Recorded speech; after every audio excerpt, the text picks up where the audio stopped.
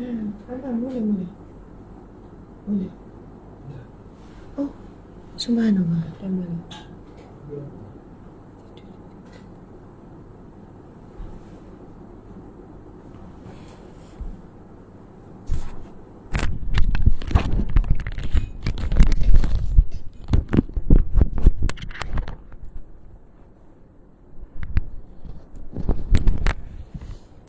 Subhanallah walhamdulillah wala ilaha illallah wallahu akbar. Subhanallah walhamdulillah wala ilaha illallah wallahu akbar.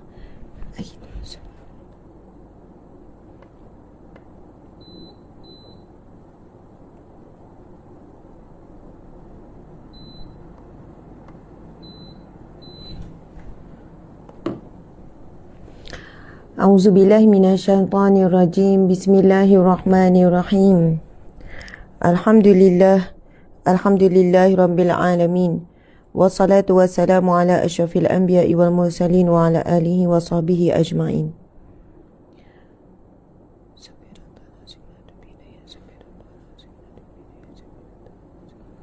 Assalamualaikum warahmatullahi wabarakatuh. Assalamualaikum warahmatullahi wabarakatuh. Assalamualaikum warahmatullahi wabarakatuh.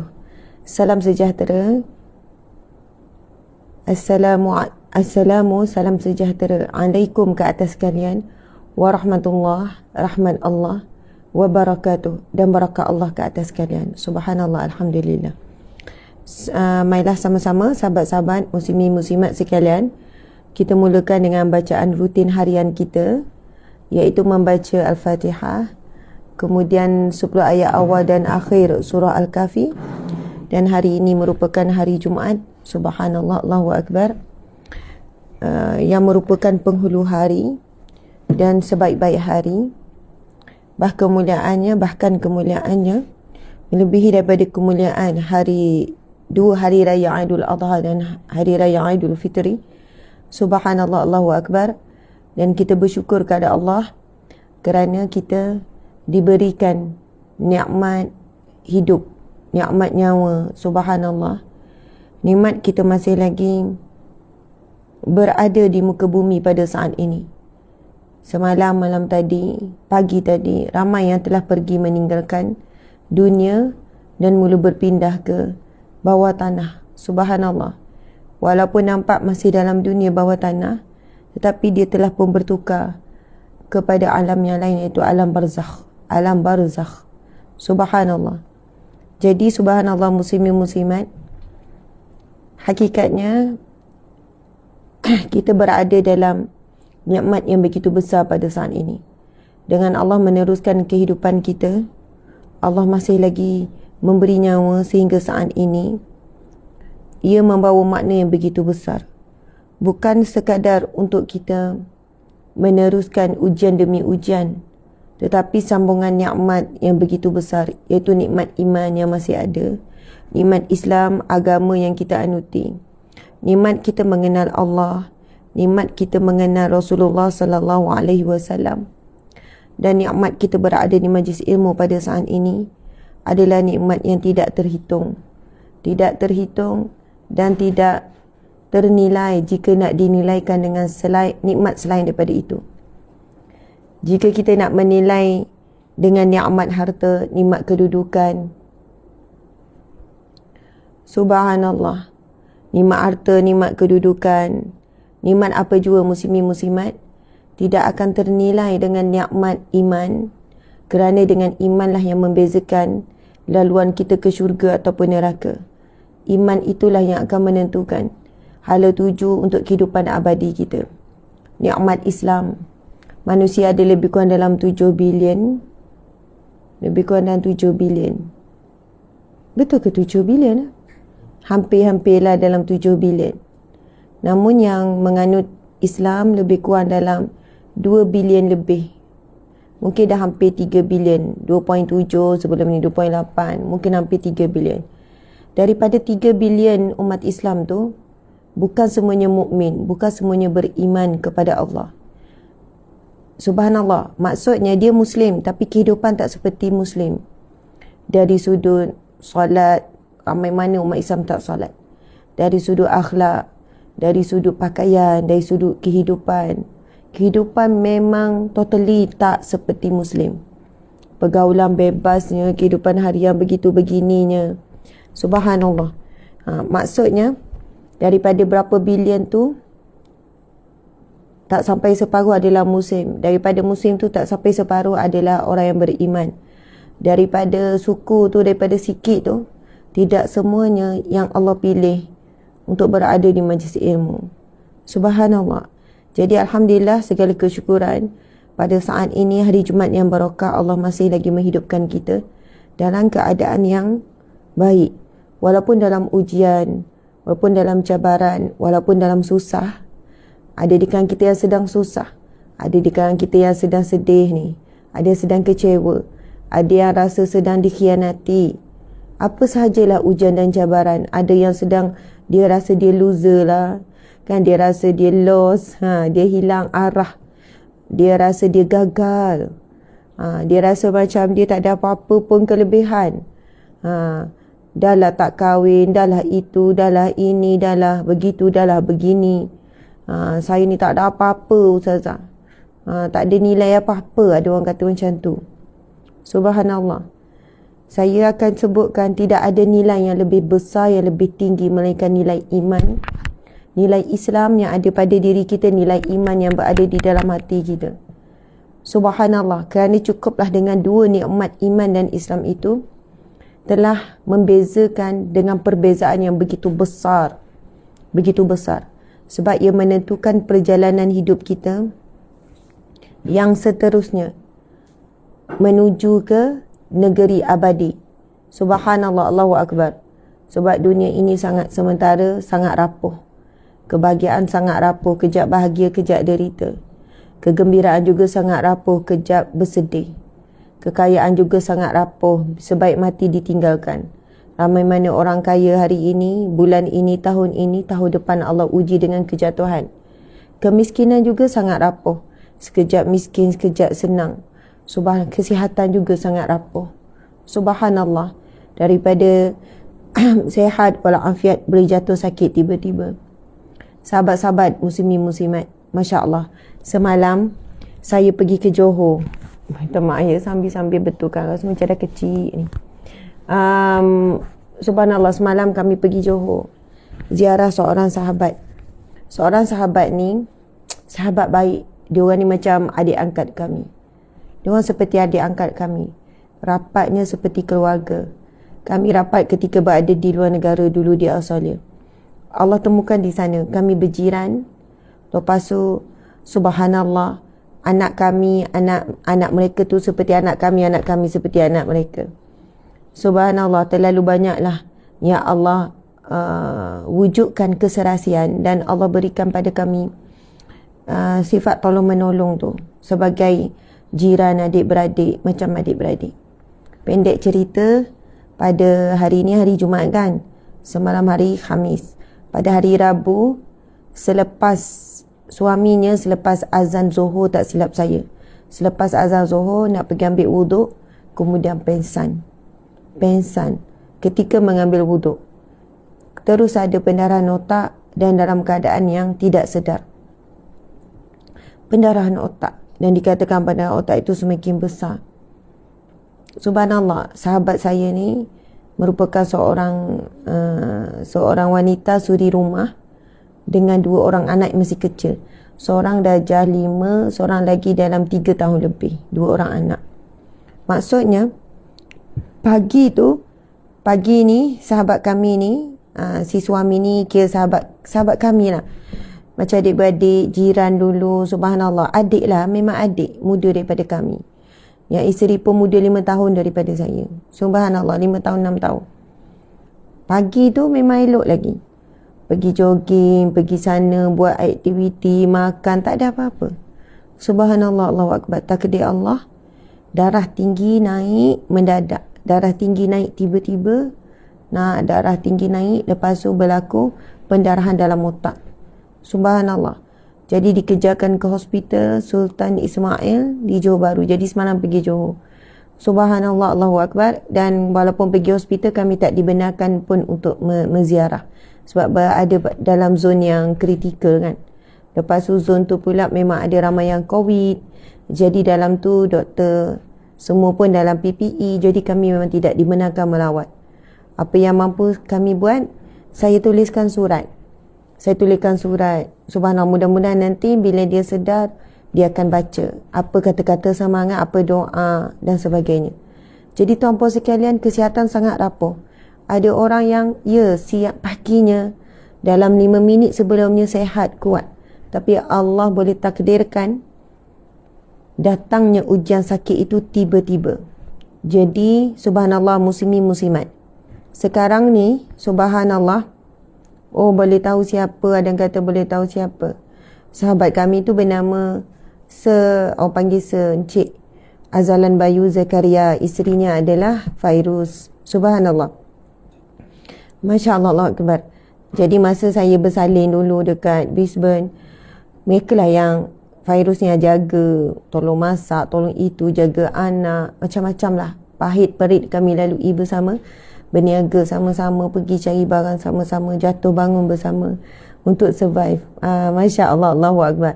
Jadi tuan-puan dimati Allah sekalian, begitulah nak dikatakan berkenaan kesihatan. Jadi kalau anda sedang menghitung ujian saat ini, pelbagai ujian demi ujian, nikmat sehat adalah antara nikmat yang paling besar yang Allah berikan. Jika anda masih sihat pada saat ini, subhanallah, ketahuilah ada ramai yang sedang susah hati, yang sedang menangis, yang sedang menderita dengan sakit yang sangat berat, dengan lumpuh, dengan stroke, subhanallah, dengan sakit kanser yang tidak henti-henti bersambung, yang treatment, yang melalui proses prosedur yang sangat sakit. Kalau tuan-puan, kalau kita pergi hospital, kita boleh tengok bagaimana jauhnya kita dengan yang berada di atas katil. Kita boleh berjalan, kita boleh pergi tandas sini, kita boleh makan, menikmati makanan. Yang kita boleh lagi untuk sujud, untuk salat, kita boleh berzikir. Tetapi itulah dia, nikmat sihat adalah salah satu nikmat yang paling banyak dilalaikan oleh manusia. Subhanallah, Allahu Akbar. Nikmat sihat yang banyak melalaikan kita. Kita rasa kita boleh buat lagi, nantilah zikir malam ni. Tak apalah, ini tak solat duha, esoklah solat duha. Tak apalah malam ni tak terkejut, tak apa esok. Sedap sangat tidur, lagi pun penat. Macam-macam lah kita bina alasan pada diri kita. Tak apalah hari ni tak sedekah, bulan ni tak sedekah, sekian-sekian. Kita tak tahu, mungkin satu ketika Allah uji dengan sakit yang kita tidak mampu lagi buat ibadah. Ramai mana orang tak sangka pun boleh jadi stroke dan sebagainya. Jadi subhanallah, marilah sama-sama kita tuliskan kalimah Alhamdulillah. Alhamdulillah ya Allah atas nikmat Islam. Alhamdulillah atas nikmat iman. Dengan kita jadi Muslim, kita kenal siapa Tuhan yang sebenar, siapa Nabi yang sebenar. Dengan nikmat Islam, kita tahu apakah kitab yang benar dan kita belajar kitab ini, iaitu Al-Quran. Dengan nikmat iman, subhanallah, kita jadi kuat dan yakin setiap apa yang Allah tetapkan ada hikmah. Sebagaimana firman Allah Subhanahu wa taala, A'udzu billahi minasyaitonir rajim. Wa 'asa an takrahu syai'an wa huwa khairul lakum. Wa 'asa an tuhibbu syai'an wa huwa syarrul lakum. Wallahu ya'lamu wa antum la ta'lamun. Sadaqallahul azim. Allahu akbar. Allah berfirman, boleh jadi wa 'asa an takrahu syai'an, apa yang kamu tidak suka dalam hidup kamu itu, apa yang kamu tidak suka pada sekian-sekian, apa yang kamu rasa perit, apa yang kamu rasa derita, apa yang kamu rasa kecewa itu, ia baik bagi kamu, ia sangat baik bagi kamu, ia amat baik. Kamu perlu bertahan je, kamu perlu sabar je. Allah akan tunjukkan hikmahnya. Allah akan gantikan dengan yang lebih baik apa yang kamu hilang lalu kamu redha. Allah akan berikan kelapangan setelah kesempitan yang kamu sabar. Allah akan berikan kegembiraan setelah kesedihan yang kamu redha. Allahu Akbar. Sebab itu sebenarnya saat ujian adalah saat yang kita harus hidup dalam dunia sedar. Kena sedar betul-betul saat itu. Sekarang Allah sedang test, Allah sedang uji. Adakah kita mampu menjadi hamba-Nya yang bersyukur? Mampu lagi mata melihat nikmat? mampu lagi menghitung segala rahmat Allah. Di saat sekarang ini kita sedang sedih, berduka cita, rasa terduduk, rasa jatuh, apa jua rasa yang menyesatkan dada. Dan jika kita jika kita lulus, tuan-puan sekalian, Allahu Akbar, Allah telah berjanji di dalam Al-Quran, mereka yang sabar, mereka yang redha akan diberikan nikmat, akan diberikan rahmat, akan diberikan pertolongan. Bahkan Allah berfirman di dalam Al-Quran, Innallaha ma'as sabirin, Allah bersama dengan orang-orang yang sabar. Subhanallah, boleh jadi saat kita dalam nikmat, kita leka, Allah jauh, kita jauh dengan Allah, Allah jauh dengan kita. Tetapi saat kita diuji, Allahu Akbar, lalu kita memilih untuk bertahan, redha, sabar, dan kita melakukan tindakan-tindakan yang benar menurut syariat. Bukan kata sabar tu duduk diam. Orang tanya kenapa tengah sabar ni, kau jangan nak ganggu aku tengah sabar ni, kau jangan nak usik aku tengah sabar. Sebenarnya sabar bukan begitu. Apakah maksud sabar? Kalau kita tengok definisi dalam kitab-kitab sekalipun, sabar itu membawa maksud kita melakukan tindakan mengikut syariat.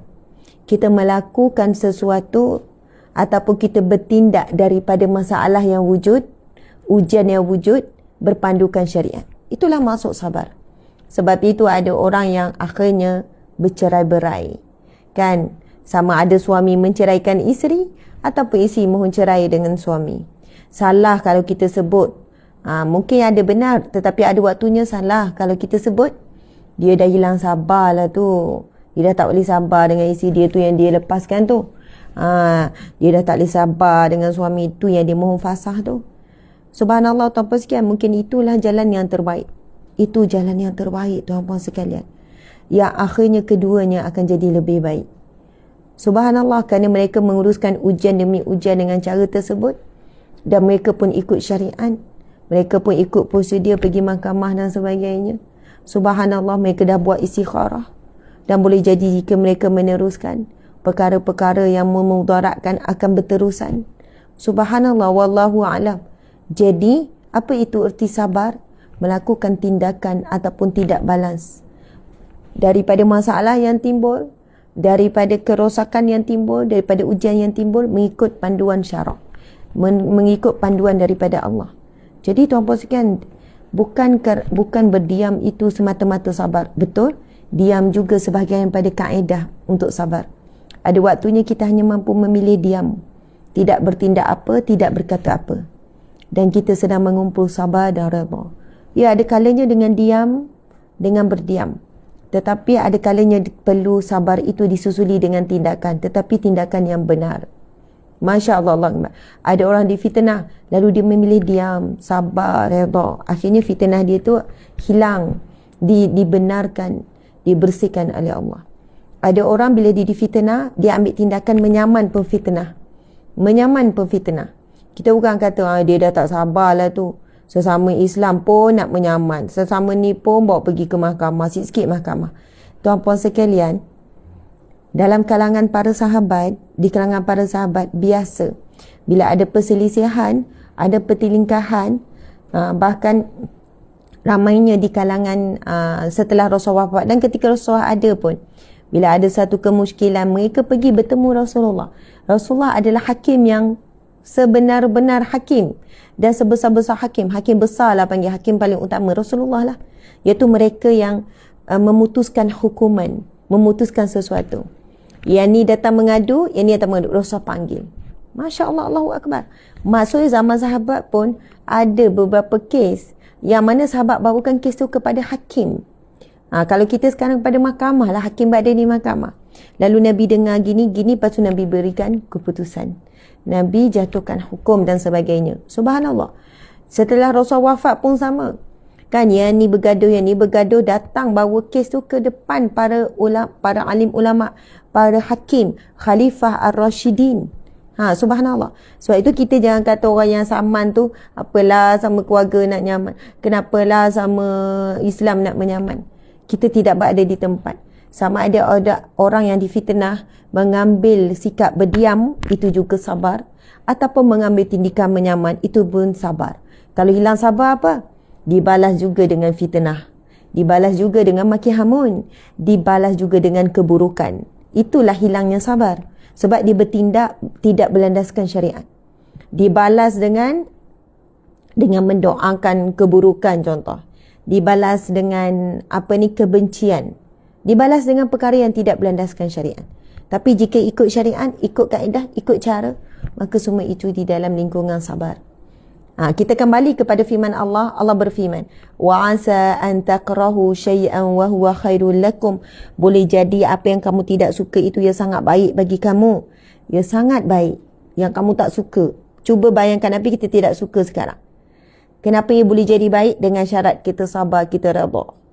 Subhanallah. Wa asa an tuhibbu syai'an wa huwa syarrul lakum. Boleh jadi apa yang kamu suka, apa yang kamu nak, apa yang kamu inginkan, apa yang kamu impikan tapi tak dapat. Wa huwa syarrul lakum, boleh jadi ia sangat buruk bagi kamu. Wallahu ya'lamu wa antum la ta'lamun. Allah Maha mengetahui dan kamu tidak tahu apa-apa. Itu firman Allah. Sebab itu saya sebut tadi, kalau kita di kalangan orang yang beriman, maksudnya orang yang percaya dengan firman Allah, dengan kata-kata Allah, dengan janji Allah, beriman wujudnya syurga, wujudnya neraka, beriman wujudnya alam barzah, yang mana di sana ada azab, ada nikmat di dalam barzah, wujudnya malaikat kiri dan kanan, wujudnya alam-alam ghaib. Subhanallah, muslimin muslimat. Sebab itu kita ada satu doa, Allahumma ahyini imanan, ya Allah hidupkan aku dalam iman, wa amitni imanan, dan matikanlah aku dalam iman, wa syurni ma'al iman, wa syurni bil iman, dan bangkitkanlah aku di dalam iman. Maksudnya kita minta apa? Hidup dalam iman, mati dalam beriman, dan dibangkitkan di mahsyar nanti di kalangan ma'al mukminin pun boleh, ataupun doa bahasa Melayu pun boleh. Ya Allah hidupkanlah aku dalam iman, matikanlah aku dalam iman, ya Allah, dan bangkitkanlah aku di kalangan orang yang beriman. Maksudnya kita tidak tahu muslimin muslimat di mahsyar kelak kita akan berada di kelompok mana. Di kelompok orang-orang yang beriman, orang yang bertakwa, orang yang sabar, orang yang redha. Di kelompok na'udzubillah kita bimbang kita dibangkitkan dengan ahli maksiat, orang-orang yang zalim, orang-orang yang tidak mentaati perintah Allah, orang yang sombong, iaitu mereka yang melakukan larangan Allah. Allah larang, Allah kata ini haram, ini tak boleh, tapi buat juga. Inilah sebesar-besar kesombongan. Sombong dengan manusia pun dah jelek sangat. Sombong dengan manusia pun akhlak dah buruk sangat. Subhanallah, Allahu Akbar. Tetapi tidak ada kesombongan yang lebih dahsyat apabila kita ataupun manusia sombong dengan Allah yang telah beri semuanya. Allah yang telah berikan kepada kita semua yang kita perlu ataupun yang kita tak tahu itu perlu.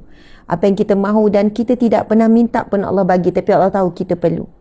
Allah dah beri daripada alam rahim ke alam dunia sampai saat ini tu apa sekian, segala nikmat yang tidak pernah henti. Kalau kita nak hitung nikmat, tengok pada diri kita lah. Terlalu banyak nikmat kau nak hitung. Nikmat bernafas dah berapa tahun, nikmat jantung berdegup berapa tahun, nikmat paru-paru elok je mengepam berapa tahun, elok je darah mengalir berapa lama, nikmat makan sampai hari ni memang makan je walaupun ada hari lapar, nikmat air, nikmat udara pula oksigen percuma, daripada kecil sampai besar memang ada list orang-orang yang sayang kita, orang-orang yang boleh terima kita, orang support kita. Okey, nikmat kawan yang baik, nikmat jiran yang baik, nikmat pergi berjalan, nikmat boleh bekerja, nikmat ada macam-macam barang. Lepas tu kita pun listkan barang apa dah Allah bagi kita, kan kita boleh beli. Handbag kalau daripada dulu sampai sekarang mungkin dah ada 100 lebih dah kot, kan, campur yang bagi orang gini, kasut berapa banyak dah. Nikmat pergi belajar, nikmat. Kalau kita kata semua itu usaha kita, kalau kita kata itu ibu bapa kita, bagi silap. Memang perantaraannya ibu bapa kita, perantaraannya adalah kita bekerja. Tetapi hakikatnya jika Allah takdirkan Allah ambil mak ayah kita, Allah boleh ambil masa kita kecil. Tapi Allah bagi nikmat mak ayah kita umur panjang, sampai kita boleh nikmat berterusan dapat kasih sayang ataupun pendidikan. Kalau Allah nak ambil kita ni, kita kata sebab kita bekerja keras, satu yang kita boleh beli macam-macam. Tapi Allah boleh sekelip mata buat kita lumpuh. Allah boleh buat sekelip mata kita buta. Allah sekelip mata boleh hilangkan pendengaran. Allah boleh kita sekelip mata aksiden lepas tu lumpuh. Hilang semua, kerja pun hilang. Siapa yang nak teruskan? 2 bulan lumpuh, 3 bulan lumpuh, dah MC, dah unpaid leave, dah habis dah semua, memang berhenti kerja lah. Majikan mana nak teruskan dah? Subhanallah. Maksudnya tu apa, kita harus sedar, la haula wala quwata illa billah. Tidak ada daya, tidak ada upaya melainkan daripada Allah. Semua yang kita miliki ni dengan izin Allah. Apa yang kita dapat daripada manusia juga dengan izin Allah, mereka itu perantaraan. Sebab itu kita sebut tidak ada yang lebih sombong melebihi daripada sombongnya manusia, yang mana bila Allah larang dia masih buat. Bayangkanlah kalau kita dah beri segala kasih sayang, perhatian yang diperlukan oleh anak, tapi ada benda yang kita larang anak buat. Janganlah, Umi tak suka, jangan buat macam tu, malu Umi, tolonglah gini. Tapi anak tu tetap buat juga. Kita akan kata, kenapa dengan kamu ni? Kenapa kamu engkar? Kenapa kamu sengaja buat ni? Kamu sakitkan hati Umi. Kamu tahu tak kamu sedang menyakiti Umi? Tahu. Kalau tahu kenapa buat? Subhanallah. Kenapa buat? Dan dia terus buat.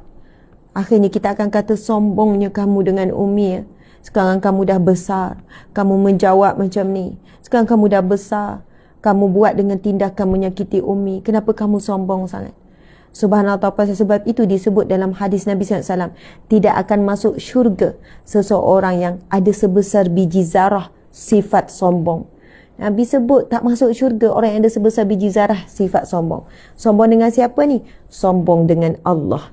Siapakah ciri-ciri orang yang sombong dengan Allah? Iaitu mereka yang masih berterusan melakukan larangan Allah yang jelas Allah sebut dalam Al-Quran. Masih enggan melakukan perintah Allah yang jelas Allah perintahkan di dalam Al-Quran. Subhanallah. Walaupun mulut dia tak cakap depan Allah direct. Aku tak nak lah tutup aurat. Aku rimas lah gini-gini. Aku lah. Aku tak nak lah gini-gini. Aku tak nak lah bayar zakat. Aku tak nak. Mulut memang tak cakap.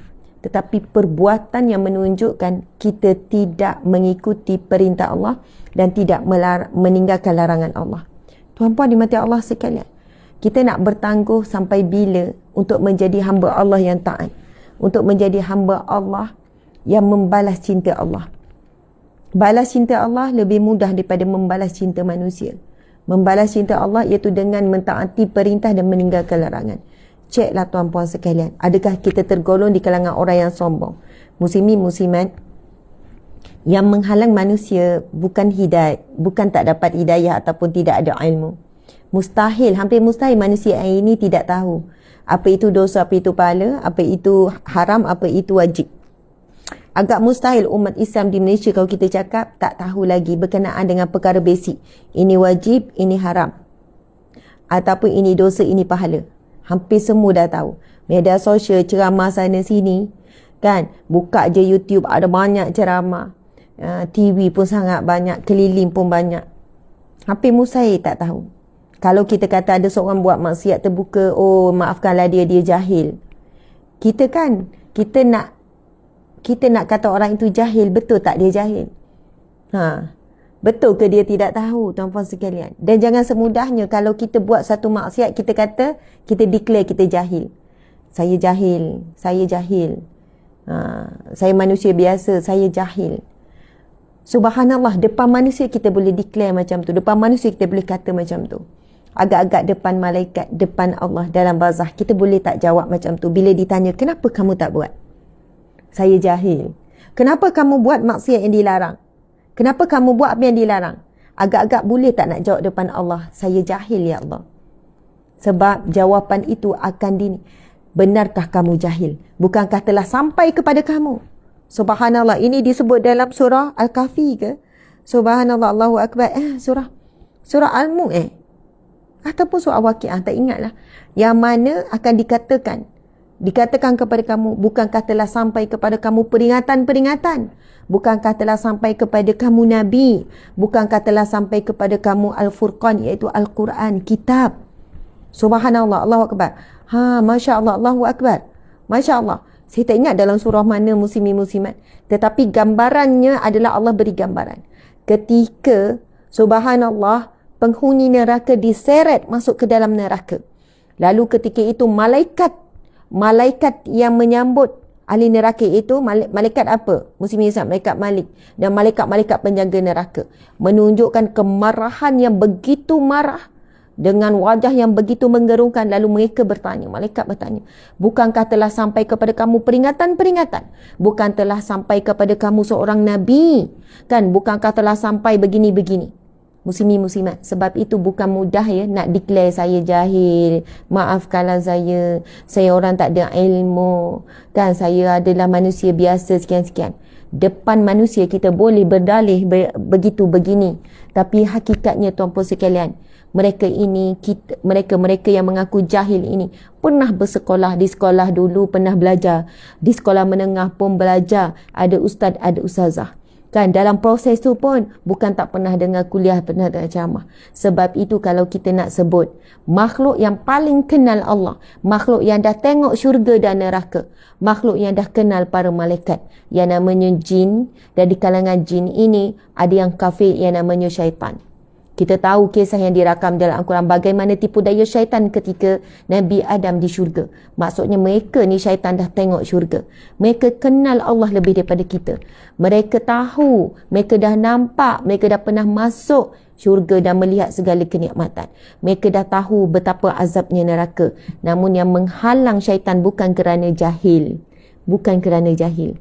Menghalang syaitan untuk tunduk sujud, untuk tunduk kepada Allah, untuk mentaati perintah Allah dan meninggalkan larangan Allah adalah sifat sombong. Sebab itu hanya ramai manusia hari ini mengikut jejak langkah syaitan. Mereka bukan jahil, mereka bukan tak tahu, mereka bukan tidak sampai hidayah atau petunjuk, bukan tidak sampai peringatan kepada mereka, bukan tidak sampai kebenaran yang terbentang. Subhanallah, Allahu Akbar. Tetapi yang menghalang adalah sifat sombong. Sebab itu Nabi sebut tidak masuk syurga sesiapa yang ada sebesar biji zarah kesombongan. Jadi tuan-puan yang dimati Allah sekalian, Masya Allah, Allahu Akbar, doalah banyak-banyak supaya diri kita, zuriat keturunan, ahli keluarga kita tidak diuji dengan sifat sombong. Inilah yang banyak membakar, inilah banyak merosakkan, inilah banyak menjatuhkan manusia ke lubang kerosakan, ke jurang api neraka. Na'udzubillahi min zalik, na'udzubillahi min zalik, na'udzubillahi min zalik. Allahu Akbar, muslimin muslimat. Masya Allah, mukadimah merangkap intipati jugalah ya, muslimin muslimat. Okey, biasalah saya plannya selalu macam tu lah, kalau boleh biar awal tu kita dah mula, tapi kadang-kadang tu jadi tengah-tengah juga kita baca rutin bacaan ni. Tapi tak apa, walaupun bukan mula, tengah-tengah semuanya dalam semuanya okey, semuanya baik-baik. Ada hikmahnya sekarang kalau kita tengok ada yang hadir lebih kurang dari 5,000 lebih. Mungkin ada hikmahnya bila saya baca tengah-tengah rutin harian, lebih ramai yang boleh sama-sama membaca. Sebab apa? Kalau baca sebelum 7.30 tu ramai yang kelang kabut, tak sempat nak hadir. Setengah kelang kabut bersiap itu ini. Jadi waktu ni saya tengok biasa 7.30 adalah waktu yang paling tinggi lah kehadiran masuk. Muslimin muslimat dimati Allah sekalian, Masya Allah, Allahu Akbar. Kepada yang hadir, mungkin ada yang baru, kita berada dalam kuliah Riyadhus Shalihin siri yang ke-156. 156 muslimin muslimat hari ini. Masya Allah, kita menggunakan kitab Riyadhus Shalihin, nanti kita tunjuk kitab. Dan rutin harian kita adalah kita membacakan surah Al-Fatihah, kemudian 10 ayat awal dan akhir surah Al-Kahfi, kemudian kita membaca zikir Asma'ul Husna. Kenapa Encik, ada masalah ke? Encik, ada masalah ke? Tak ada. Okey. Jadi tuan-puan yang dirahmati Allah sekalian, ya, kita baca. Lepas kita baca ni, kita akan sambung balik bacaan hadis yang seterusnya dalam kitab Riyadhus Shalihin kita. Subhanallah, siapa yang sedang memandu, buat kerja apa pun, mulut tu bergerak ya. Kalau sampai tahap anda tak ingat, anda boleh dengar. Semua itu merupakan pahala. Okey. A'udzubillahi minasyaitonirrajim. Bismillahirrahmanirrahim. Alhamdulillahi rabbil alamin. Ar-Rahmanirrahim. Maliki yaumiddin. Iyyaka na'budu wa iyyaka nasta'in. Ihdinas siratal mustaqim. Siratal ladzina an'amta 'alaihim ghairil maghdubi 'alaihim waladdallin. Amin. A'udzubillahi minasyaitonir rajim. Bismillahirrahmanirrahim. Alhamdulillahilladzi anzala ala abdihil kitaba wa lam yaj'al lahu 'iwaja qayyiman liyunzira ba'san shadidan min ladunhu ويبشر المؤمنين الذين يعملون الصالحات أن لهم أجرا حسنا ماكثين فيه أبدا وينذر الذين قالوا اتخذ الله ولدا ما لهم به من علم ولا لآبائهم كبرت كلمة تخرج من أفواههم إن يقولون إلا كذبا فلعلك باخئ نفسك على آثارهم إن لم يؤمنوا بهذا الحديث أسفا إنا جعلنا ما على الأرض زينة لها لنبلوهم أيهم أحسن عملا وإنا لجاعلون ما عليها صعيدا جرزا أم حسبت أن أصحاب الكهف والرقيم كانوا من آياتنا عجبا إذ أوى الفتية إلى الكهف فقالوا ربنا آتنا من لدنك رحمة وهيئ لنا من أمرنا رشدا ربنا آتنا من لدنك رحمة وهيئ لنا من أمرنا رشدا Rabbana, wahai Tuhan kami, atina, kurniakanlah kepada kami, min ladunka rahmah, daripada sisimu rahmatmu ya Allah. Rahmatmu datang dalam bentuk pertolonganmu, perlindunganmu, kasih sayangmu, rizkimu, pertolonganmu ya Allah, pengawasanmu ya Allah, perhatianmu ya Allah, belas kasihanmu ya Allah, pengampunanmu, kemaafanmu ya Allah, kesejahteraan daripadamu ya Allah. Wahayyi lana min amrina, dan sempurnakanlah dalam setiap urusan kami rasyada, petunjukmu yang jelas. Amin ya rabbal alamin. Itu doa Ashabul Kahfi pada ayat yang ke-10 dalam surah Al-Kahfi. Muslimin muslimat, masya-Allah, sekarang kita baca 10 ayat terakhir. A'udzubillahi minasyaitanirrajim. Wa aradna jahannama yawma idzil lil kafirina 'arda. Muslimin muslimat, maksud dia apa? Dan kami tunjukkan neraka Jahannam dengan jelas pada hari itu kepada orang kafir. Muslimin muslimat, saya akan baca 10 ayat terakhir ini dengan terjemahan. Perhatikan terjemahan. Kenapa? Sehingga kan Nabi sebut siapa yang membaca 10 ayat akhir surah Al-Kahfi dan 10 ayat awal Al-Kahfi akan diselamatkan pada fitnah Dajjal.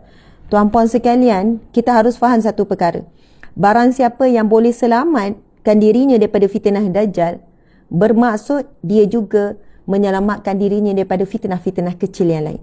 Kalau fitnah Dajjal dia boleh selamat, jika fitnah Dajjal dia boleh hadapi, maksudnya fitnah-fitnah kecil, ujian-ujian kecil yang dalam bentuk ingin merosakkan hawa nafsu kita, dalam bentuk ingin merosakkan akhlak kita, ujian yang datang dalam bentuk ingin merosakkan akidah kita, subhanallah, insya-Allah kita boleh hadapinya, insya-Allah kita boleh atasinya, kita boleh laluinya.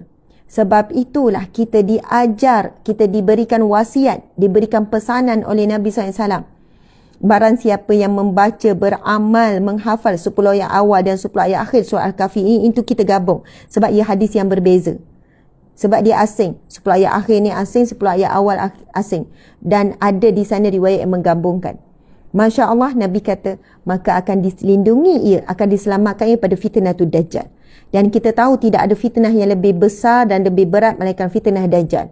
Tipu daya, tipu muslihat Dajjal adalah yang paling dahsyat. Kalau kita tengok hari ini ujian pada akidah, pada akhlak, pada kehidupan kita, ujian-ujian, cabaran-cabaran ini sangat berat. Media sosialnya, yang zahirnya, yang alam mayanya, ujian harta, ujian kemasyhuran, ujian itu, ujian ini yang banyak melakukan. Tidak ada ujian lebih berat melainkan ujian daripada fitnah Dajjal. Sebab itulah sekiranya kita beramal dengan 10 ayat akhir dan 10 ayat awal ini, muslimin muslimat, kita akan dilindungi daripada segala fitnah-fitnah kecil. Subhanallah, sebelum Dajjal yang besar utama keluar, Dajjal kecil ni, fitnah kecil ni yang begitu banyak merebak kepada seluruh ni. Jadi tuan-puan dimati Allah sekalian, jangan kita fikir beramal dengan ini hanya Dajjal utama. Tetapi yang utama sekarang kita nak ada benteng daripada fitnah-fitnah kecil Dajjal ni. Subhanallah, muslimin muslimat. Saya akan bacakan 10 ayat terakhir walaupun lebih satu ayat. Sebab apa lebih satu ayat? Sebenarnya ada sebab. Sebenarnya kita sepatutnya start daripada ayat 101 tapi saya mula daripada 100. Kalau supaya akhir yang tepatnya bermula pada alladzina kanat a'yunuhum. Cuma subhanallah bila saya tengok maksud, jadi saya mula daripada ayat ke 100 sebab apa? Sebab dia ada kaitan ayat yang ke-100 dengan ayat ke-110, ayat 101. Okey, kita akan baca 10 ayat akhir ini mengambil keberkatan hari Jumaat, kerana hari Jumaat adalah hari yang Nabi SAW bersabda, barang siapa pada hari Jumaat membaca surah Al-Kahfi, maka akan diberikan cahaya antara dirinya dengan Baitul Atiq, iaitu dengan Kaabah. Kita diberi cahaya antara diri kita dengan Kaabah. Hadis yang sahih, hadis yang kedua, dan dikatakan ini hadis yang paling kuat.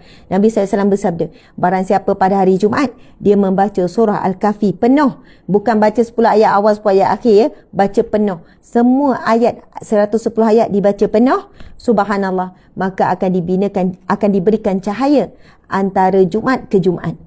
Maksudnya daripada hari Jumaat ni sampai kepada hari Jumaat akan datang diberikan cahaya. Adakah kita jadi bercahaya? Maksudnya kita kekal dalam petunjuk Allah. Cahaya itu adalah sinonim dengan hudan, iaitu petunjuk, hidayah, dan kekal dalam cahaya, dalam hidayah Allah. Kalau kita mati dalam tempoh ini, insya-Allah mati dalam hidayah, mati dalam cahaya hidayah Allah. Sebab itu kita kena paksa, sibuk macam mana, penat macam mana, tak larat macam mana, cubalah menyelit juga bila hari Jumaat je baca surah Al-Kahfi. Muslimin muslimat, besarnya automatik orang baca surah Al-Kahfi penuh pada hari Jumaat, automatik dia akan baca 10 ayat awal 10 ayat akhir, dan automatik dia dapat apa Nabi SAW sebut. Dan inilah dikatakan dalil yang paling kuat berkenaan kelebihan membaca surah Al-Kahfi. Nabi sebut barang siapa pada hari Jumaat membaca suratul Kahfi, maka akan diberikan kepadanya cahaya di antara Jumaat ke Jumaat. 7 hari kita dalam cahaya, 7 hari kita dalam rahmat Allah, 7 hari yang berturut kita dalam hidayah dan petunjuk. Dan jika kita mati, mudah-mudahan mati dalam iman, sebagaimana kita doa tadi, Allahumma ahyina bil iman, ya Allah hidupkan kami dengan iman, wa amitna bil iman, matikan kami dalam iman, wahsyurna ma'al iman, dan bakikan kami di mahsyar kelak bersama dengan orang yang beriman. Subhanallah. Jadi kita ni nak baca 10 ayat akhir, dan saya akan baca 1 ayat dan terjemahan. Barakah hari ini adalah hari Jumaat. Subhanallah. A'udzubillahi minasyaitanir rajim. Wa aradna jahannama yawma idzil lil kafirina 'arda. Dan kami tunjukkan neraka Jahannam dengan jelas pada hari itu kepada orang kafir. Alladzina kanat a'yunuhum fi ghita'in 'an dzikri wa kanu la yastati'una sam'a. Orang yang mata hatinya dalam keadaan tertutup, tidak mampu memperhatikan tanda-tanda kebesaranku, dan mereka juga tidak sanggup mendengarnya. Subhanallah, Allah jelaskan siapakah orang yang akan ditunjukkan neraka Jahannam pada hari kiamat kelak, iaitu mereka yang mata hatinya dalam keadaan tertutup, tidak mampu memperhatikan tanda-tanda kebesaranku, dan mereka juga tidak sanggup mendengarnya. Subhanallah. أَفَحَسِبَ الَّذِينَ كَفَرُوا أَن يَتَّخِذُوا عِبَادِي مِن دُونِي أَوْلِيَاءَ إِنَّا أَعْتَدْنَا جَهَنَّمَ لِلْكَافِرِينَ نُزُلًا. Adakah orang kafir menyangka dengan mengambil hamba-hambaku sebagai Tuhan selain aku dapat menyelamatkan mereka? Sesungguhnya kami telah menyediakan neraka Jahannam sebagai tempat tinggal bagi orang-orang kafir. Subhanallah. Allah bertanya, adakah orang-orang yang kafir, orang-orang yang kufur, orang-orang yang mensyirikkan Allah menyangka dengan mengambil hamba-hambaku sebagai Tuhan selain aku? Subhanallah. Muslimin muslimat, semuanya hamba Allah, semuanya makhluk Allah. Ada manusia yang mengambil lembu sebagai Tuhan mereka. Subhanallah. Ada manusia, dia meminta dengan manusia. Dia meminta dengan manusia, merayu dengan manusia, sehingga kan dia melakukan perbuatan syirik. Ada yang pergi bertemu bomoh, ada yang pergi bertemu dengan dukun-dukun. Yang mereka lebih percaya. Ada mereka yang bergantung dengan jin. Maksudnya mengambil hamba-hamba Allah yang lain sebagai Tuhan. Mungkin dari sudut zahir dia tidak ada tunjuk ritual sembah tu, menyembah ke apa. Tetapi dari sudut perbuatan, mereka meminta pertolongan dan memberikan keyakinan dan mereka bertawakal selain daripada Allah. Allahu Akbar. Kalau nak detail ni, sangatlah panjang. Muslimin muslimat. Subhanallah. Sambung lagi. A'udzubillahi minasyaitanirrajim. Qul hal nunabbi'ukum bil akhsarina a'mala. Katakanlah wahai Muhammad, adakah perlu kami beritahu kepadamu tentang orang yang paling rugi perbuatannya? Subhanallah, Allahu Akbar. Allah perintahkan Nabi Muhammad. Katakanlah wahai Muhammad, adakah perlu kami beritahu kepadamu tentang orang yang paling rugi perbuatannya? Alladzina dhalla sa'yuhum fil hayatid dunya wa hum yahsabuna annahum yuhsinuna sun'a. Subhanallah, ayat 104 ni tuan-puan muslimin muslimat adalah peringatan untuk kita. Peringatan yang sangat menakutkan. Apa dia muslimin muslimat? Allah berfirman, siapakah orang yang paling rugi perbuatannya? Iaitu orang yang sia-sia perbuatannya dalam kehidupan dunia sedangkan mereka mengira telah berbuat sebaik-baiknya. Nabi bertanya. Siapa yang perintahkan Nabi bertanya? Allah perintahkan. Allah perintahkan apa? Katakanlah wahai Muhammad, adakah perlu kami beritahu kepadamu tentang orang yang paling rugi perbuatannya? Iaitu orang yang sia-sia perbuatannya dalam kehidupan dunia sedangkan mereka mengira telah melakukan sebaik-baiknya. Allah berfirman, orang yang paling rugi iaitu orang yang ketika hidup dia ingat dia dah buat perkara yang baik. Dia dah ingat dia dah buat sebaik-baiknya. Dia ingat dia dah di kalangan dalam keadaan baik kerana dia melihat kehidupannya semua baik. Makan cukup, rumah terlebih baik, kereta terlebih baik, kan harta banyak dan dia boleh buat apa yang dia nak buat. Dia rasa hidupnya dalam keadaan rahmat Allah. Dia rasa dia dalam keadaan situasi yang baik. Muslimin muslimat dimati Allah sekalian, saya ulang lagi sekali. Sangat bahaya. Sangat bahaya.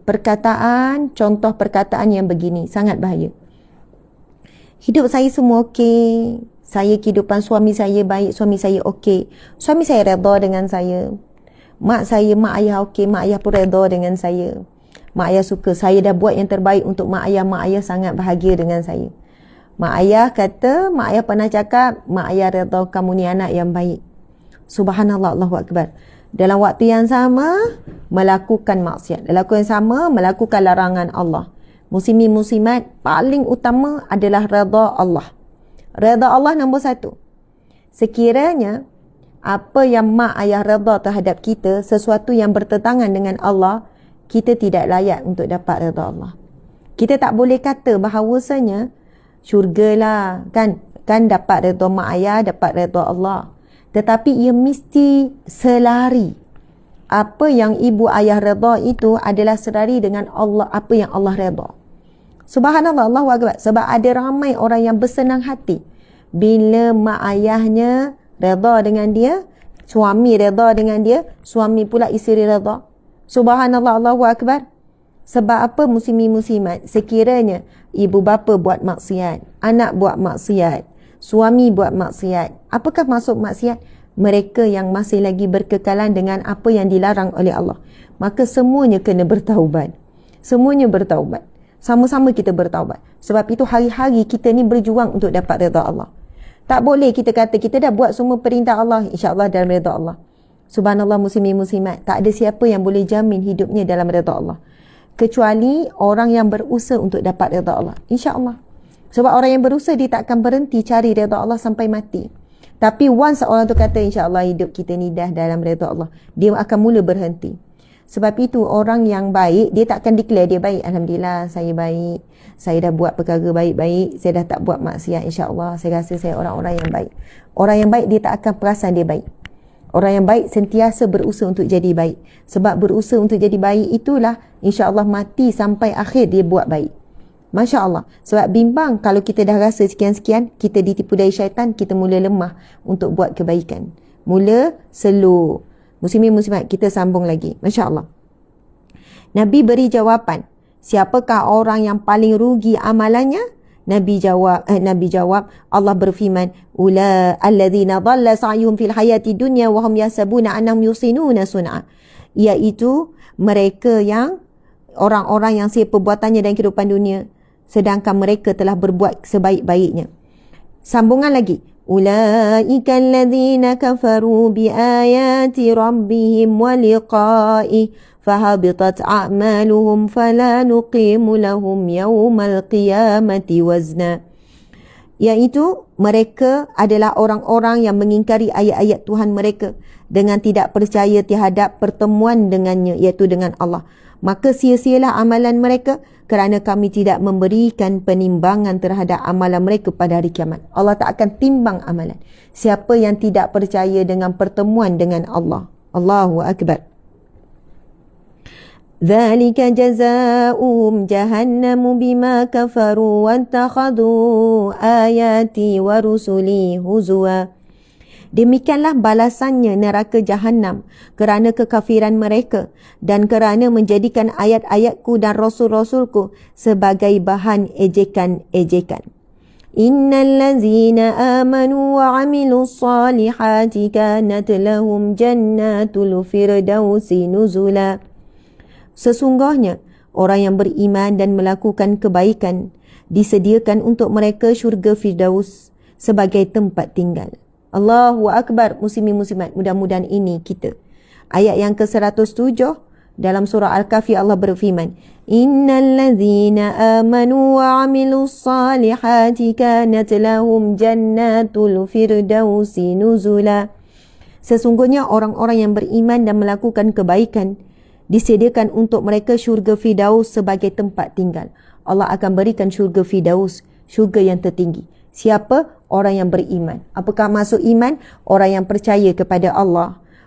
Orang yang percaya kepada malaikat. Orang yang percaya kepada Nabi. Orang yang beriman dan percaya kepada kitab, yakni Al-Quran. Orang yang percaya kepada setiap sesuatu adalah ditetapkan oleh qada dan qadar Allah. Orang yang beriman dengan kewujudan hari kiamat. Iman, Nabi SAW bersabda, Laisal imanu bitamanni. Iman bukan hanya pada omongan kosong, bukan hanya pada kata-kata. Aku beriman, aku percaya ada syurga, aku percaya ada neraka. Aku percaya bahawa malaikat sedang memerhati dan senantiasa menulis. Aku percaya ini takdir Allah. Aku percaya wujudnya hari kiamat. Kepercayaan bukan hanya pada lidah. Laisa bitamanni, bukan hanya dengan omongan kosong. Walakin ma wukira fi qalbi wa sadaqahu amaluhu. Tetapi apa yang diikrarkan, apa yang diyakini di dalam hati, wa saddaqahu amaluhu, dan dibuktikan dengan perbuatan. Sebab ramai yang kata percaya adanya neraka, tetapi ramai mana pada saat yang sama dia masih lagi melakukan perbuatan dan meniti jalan ke neraka. Subhanallah. Ramai yang sebut, ya saya percaya wujudnya syurga, tetapi masih lemah mentaati perintah Allah, yang mana daripada perintah Allah itulah akan diberikan ganjaran, diberikan rahmat Allah yang akhirnya dipilih untuk masuk syurga. Ramai mana yang kata, ya aku percaya solat itu wajib, tapi masih tidak solat. Ramai yang tidak menafikan bahawa menutup aurat itu wajib. Mereka tak nafikan menutup aurat itu wajib. Mereka tak kata pun mereka tak percaya. Aku tak percaya perintah aurat ini wajib. Dia tak sebut daripada lidah. Tetapi perbuatannya menafikan kepercayaan yang disebut pada lidah. Perbuatannya menunjukkan dia tidak benar-benar percaya. Kalau betul percaya, sebab manusia akan cenderung melakukan apa yang dia percaya. Jika dia masih belum buat, maksudnya dia ada masalah dengan akidah. Ada masalah dengan sistem kepercayaan. Subhanallah. Contohlah kalau saya kata, kamu percaya tak bahawa kalau makan itu akan hilangkan lapar? Saya percaya. Habis tu makanlah. Saya tak nak makan, biarlah saya lapar.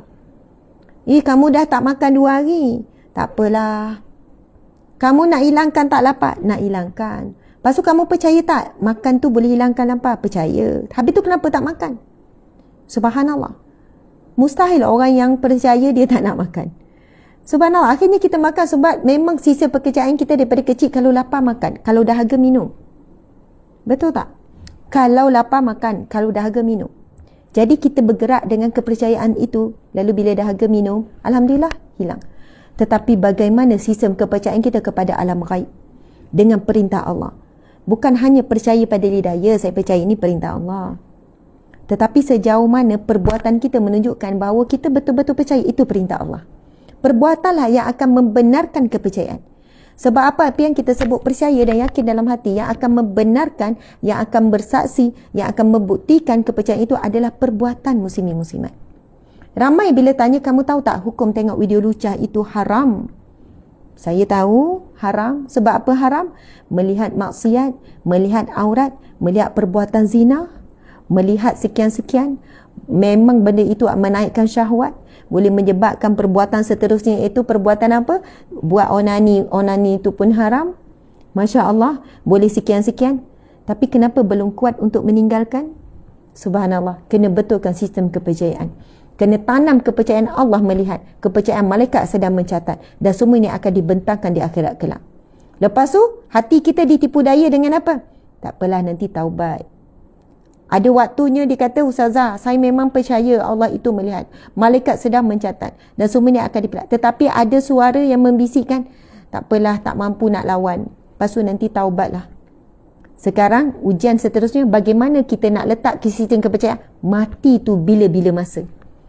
Ini dalam satu keimanan, beriman kepada alam ghaib.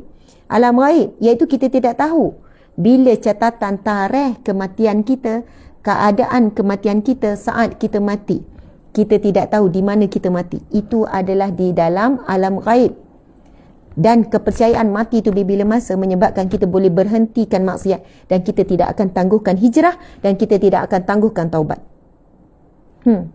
Siapa yang percaya mati anytime, dia takut nak buat maksiat, takut mati tengah buat maksiat. Ada satu kisah benar tuan-puan sekalian. Saya baca. Kisah ini adalah pengalaman kerja tukang bedah ni. Forensik ni. Tukang bedah. Dia nak panggil apa? Forensik lah, ahli forensik. Jadi dialah yang selalu menguruskan jenazah-jenazah, buat bedah siasat, kematian, apa. Ini kisah benar. Subhanallah, muslimin muslimat.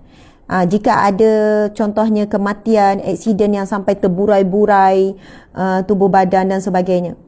Ada satu kisah diceritakan, muslimin muslimat, sebab kisah ni dah viral, saya rasa ramai yang baca.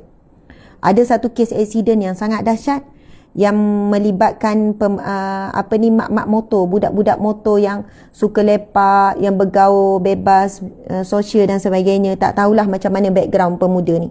Tuan-puan sekalian, lalu apa yang berlaku? Na'udzubillah min zalik. Adalah seorang, maksudnya bila sampai di tempat kejadian, petugas yang memang ditugaskan selalu menguruskan mayat-mayat ni, bila sampai tempat kejadian, memang banyaklah mayat yang bercerai-berai. Yang kaki sana, tangan sini, perut terburai, kepala hancur apa semua. Dan ditakdirkan Allah, ada satu jenazah yang mana separuh badannya terburai, tapi atasnya masih boleh bercakap. Atas ni masih boleh bercakap. Maksudnya mata dan mulut tu masih berkata-kata. Subhanallah, masih boleh bercakap lagi. Boleh macam susah payah bercakap. Tetapi perut dah terburai dah. Perut dah terburai, usus dah terburai dah. Badan bawah hancur dah. Allahu Akbar, muslimin muslimat. Tetapi saat itu, orang ramai yang berada di sekeliling memang tahu mustahil untuk diselamatkan. Tetapi masing-masing bila tengok keadaan pemuda ni begitu, masing-masing pun pergi dekat dan minta untuk mengucap. Ucaplah la ilaha illallah, katakanlah la ilaha illallah, la ilaha illallah, sebut la ilaha illallah. Sebut. Tapi masa tu, apa yang pemuda ni, apa lelaki muda ini sebut? Berikan aku rokok. Berikan aku rokok. Rokok. Lepas tu masing-masing, janganlah nak, kamu minta rokok lagi. Kamu ucaplah la ilaha illallah. Dah tak lama dah kamu ni. Masing-masing pujuk. Lepas tu dalam keadaan dia marah. Beri aku rokok, aku nak rokok. Dia minta rokok, tuan-puan sekalian. Dia minta rokok. Lepas tu akhirnya, tak tahu macam mana sebab terlalu dia minta. Dan mereka mula rasa mungkin dengan rokok itulah boleh ni. Akhirnya mereka beri satu rokok.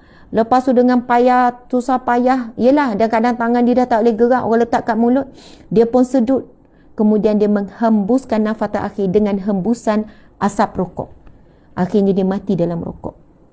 Na'udzubillah min zalik. Dan saya baca dalam kitab, dalam buku ni, muslimin muslimat, indahnya husnul khatimah. Kitab ini menghimpunkan kisah-kisah husnul khatimah Nabi SAW, kisah Nabi-Nabi mati bagaimana, kisah para sahabat, kematian para sahabat, kisah kematian ramailah wali-wali Allah, para alim ulama dikumpulkan. Namun ada satu bahagian mengumpulkan kematian, kisah kematian yang buruk.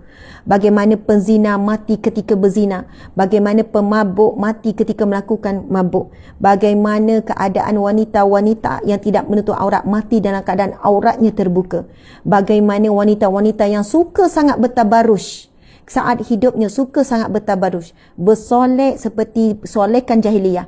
Hari ini terlalu ramai wanita yang bertabarruj seperti mana tabarruj solekan orang-orang kafir. Ikut ni, mua-mua ni kan disebutkan ni.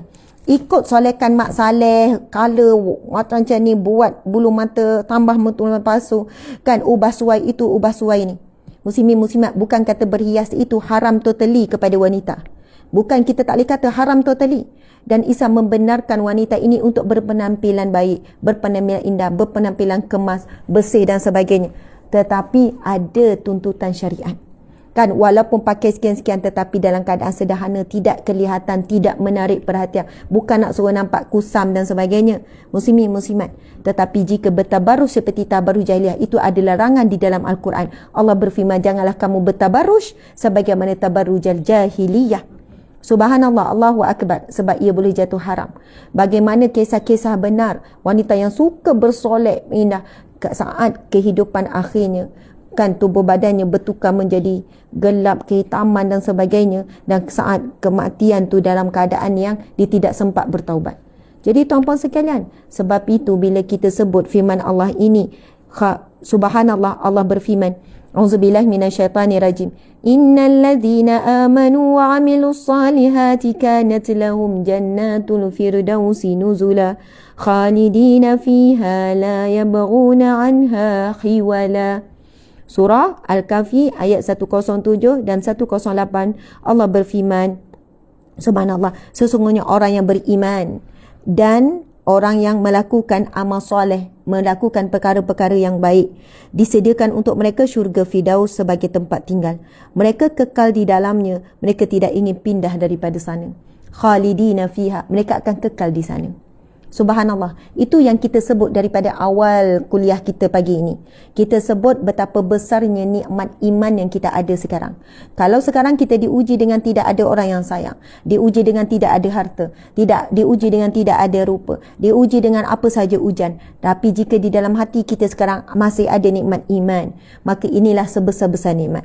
Namun jika kita ada semuanya, ada ramai orang sayang, ada kedudukan, ada kemasyhuran, ada harta benda, ada pelajaran, ada kerja yang baik, ada gaji yang baik, ada rumah yang baik, ada kereta yang baik, tapi jika hati kita tidak ada iman, kita benar-benar dalam musibah, kita benar-benar dalam keburukan, kita benar-benar dalam jurang yang paling dahsyat yang menuju ke neraka. Na'udzubillah min zalim. Sebab itu bila kita sebut tidak ada nikmat lebih besar melainkan nikmat iman. Sebab orang yang ada iman di dalam hatinya, orang yang beriman, dijanjikan apa? Syurga Firdaus. Kemudian dia akan kekal di dalamnya dengan penuh kenikmatan disediakan daripada Allah. Siapa yang sebut ini? Allah Subhanahu Wa Taala berfirman. Kita sedang bacakan firman Allah. Dan janji Allah adalah janji yang paling benar. Janji yang paling benar, muslimin muslimat. Janji yang tidak akan diingkari.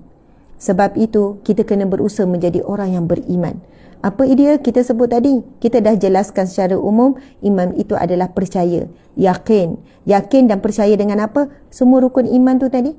Dan jika kita dah percaya dan beriman, apa bukti kita beriman dan percaya? Amalan. Amalan itulah. Subhanallah, Allahu Akbar. Kalau kita betul beriman, kita dah kupas tadi. Kalau kupas balik kan jadi panjang. Kita sambung firman Allah. Qul law kana al-bahru midadan li kalimati rabbi lanafidal bahr qabla an tanfada kalimatu rabbi walau ji'na bimislihi madada. Katakanlah wahai Muhammad, seandainya lautan menjadi tinta untuk menulis kalimat-kalimat Tuhanku, maka pasti habislah lautan itu sebelum selesai penulisan kalimat-kalimat itu. Meskipun kami datangkan tambahan dengan lautan yang sebanding dengannya.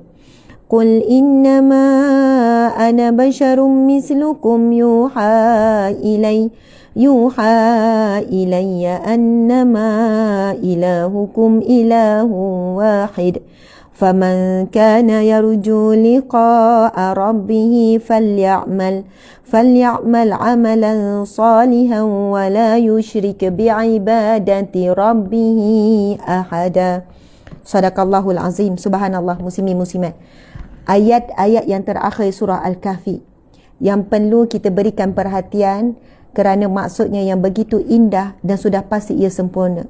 Allah Subhanahu Wa Taala berfirman, Allah menyebutkan, katakanlah wahai Muhammad, seandainya lautan menjadi tinta untuk menulis kalimat-kalimat Tuhanku. Allah suruh Nabi Muhammad katakan kepada kita umatnya, apa dia? Allah suruh Nabi Muhammad kata apa? Seandainya lautan menjadi dakwat, menjadi pen, menjadi tinta, menjadi dakwat. Lautan yang luas tu, yang kita tak tahu berapa kedalaman dasar lautan yang manusia tak boleh sampai. Dan kalau kita tengok laut terbentang luas, seluas mata memandang. Maksudnya kalau kita duduk tengah laut, kita tengok kanan, kita tengok kiri, tengok depan, tengok belakang. Kalau duduk tengah laut, kita tak nampak penghujung. Betul atau tidak? Kalau duduk tengah laut. Maksudnya luasnya. Dan kita tak tahu kedalaman lautan. Sebab tidak ada teknologi lagi yang membenarkan, yang membolehkan manusia betul-betul ke dasar laut.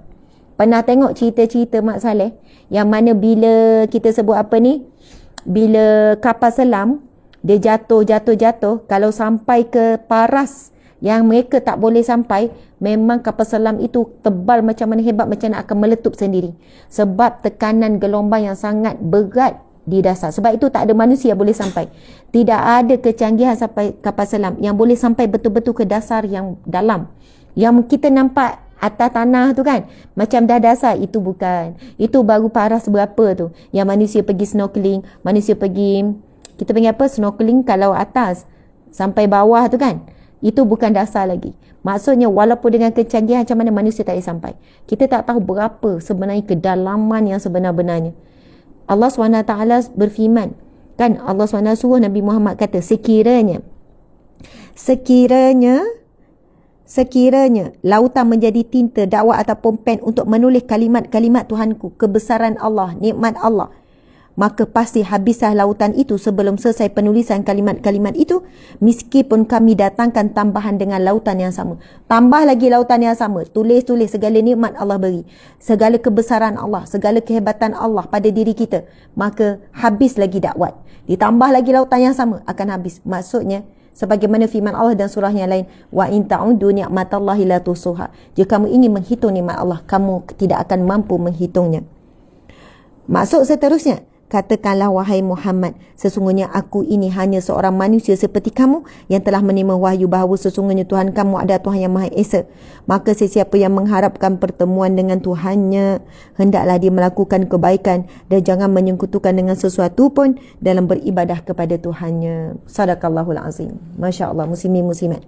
Jadi jangan lupa, sebagaimana kita bacakan hadis Nabi, ini antara dalil yang paling kuat tentang surah Al-Kahfi. Nabi SAW bersabda, barang siapa pada hari Jumaat membaca surah Al-Kahfi full, ya, daripada ayat pertama sampai ayat ke-10, ayat 110. Yang kita baca ni adalah ayat 10 awal dan 10 ayat akhir. Subhanallah. Sebab ada orang dia kata, tak apa Ustazah, saya tak sempat nak baca 110. Saya tak dan lah nak baca satu surah tu. Jadi saya baca 10 ayat awal supaya akhir. Kira okey tak? Jawapannya, okey, tetap dapat pahala. Pahala yang disebut dalam hadis Nabi tu, 10 ayat awal dan 10 ayat akhir tu pelindung daripada fitnah Dajjal. Dan jika kita dapat perlindungan daripada fitnah Dajjal, membawa maksud fitnah-fitnah kecil yang ada pada hari ini juga, insya-Allah kita dilindungi. Tapi tak dapatlah kelebihan yang Nabi sebut tu. Nabi sebut apa? Siapa yang baca surah Al-Kahfi full pada hari Jumaat akan diberikan cahaya antara dirinya dengan Baitul Atiq, dengan Kaabah. Dan diberikan cahaya antara Jumaat ke Jumaat. Maksudnya tempoh hari Jumaat sampai Jumaat minggu depan ni, seminggu ni kita dalam cahaya Allah. Kita dalam petunjuk Allah, dalam perlindungan Allah, dalam pertolongan Allah. Yang penting dapat petunjuk tu. Dan kalau kita mati, mudah-mudahan mati dalam iman. Yang kita baca firman Allah tadi, orang yang beriman dan beramal soleh akan berada dalam syurga Firdaus, khalidina fiha, mereka akan kekal selama-lamanya. Itulah muslimin muslimat, kelebihan orang baca surah Al-Kahfi. Jadi selitlah, sibuk macam mana, selit baca dulu 10 ayat, sambung lagi 20 ayat, sambung lagi. Oh boleh Ustazah, sambung-sambung? Boleh. Bukan syarat baca sekaligus. Baca sikit, sambung lagi. Buat kerja sekian-sekian, sambung lagi. Ngantuk, tidurlah. Ngantuk, berhentilah. Jangan duk paksa juga sampai salah baca. Dah ngantuk, tidurlah sekejap. Sambung lagi, tak ada masalah. Yang penting selesaikan 110 surah Al-Kahfi pada hari Jumaat sebelum waktu maghrib. Kadang-kadang tu sibuk kan, setengah jam lagi nak masuk maghrib, nak habis hari Jumaat. Maghrib malam ni kira dah hari Sabtu lah. Tinggal 1 jam je lagi, setengah jam je lagi. Sempat tuan-puan sekalian. Janganlah kita kata tak apalah, tak sempat lah nak baca minggu depan lah. Syaitan dia tak bisik pada kita, jangan baca, tak payah baca, tak perlu baca. Syaitan tak bisik macam tu. Syaitan cuma bisik tangguh. Perasan atau tidak? Kita kata nantilah baca lepas Zuhur lah nanti. Sampai Zuhur ada kesibukan, tak apalah sempat je, nanti pukul 3 lah. Sampai pukul 3, tak apalah nanti lepas Asar. Lepas Asar nanti baca. Syaitan hanya bisik tangguh. Itu yang kita sangat susah nak buat bila hari Jumaat baca surah Al-Kahfi. Perasan tak? Syaitan bisik pada kita tangguh. Dia bukan bisik supaya kita tak buat. Bahayanya tangguh. Jadi kalau dah niat habis kuliah ni terus ambil Al-Quran, baca start terus. Dapat 10 ayat, dapat 20 ayat, sekurang-kurangnya kita dah kecewakan syaitan. Kecuali kita dah gagalkan perancangan syaitan untuk kita tangguh. Walaupun kita baru baca 2 ayat, kurang-kurangnya kita dah bermula. Nak bermula tu payah. Nak bermula tu yang selalu rasa macam next, tak apa. Akhirnya tak terbaca. Jadi muslimin-muslimat, Masya Allah, macam mana pun hari ni kena baca juga. Kita akan ambil salah satu hadis daripada kitab Riyadhus Salihin. Kita tahu hari ni adalah hari Jumaat dan kita masih dalam bab bersungguh-sungguh, bab mujahadah. Kita dah baca hadis yang pertama, kita dah baca juga hadis yang kedua, dan hari ini kita akan baca hadis yang ketiga. Saya baca, sahabat-sahabat ikut ya. Bismillahirrahmanirrahim. Ikut ya sahabat-sahabat.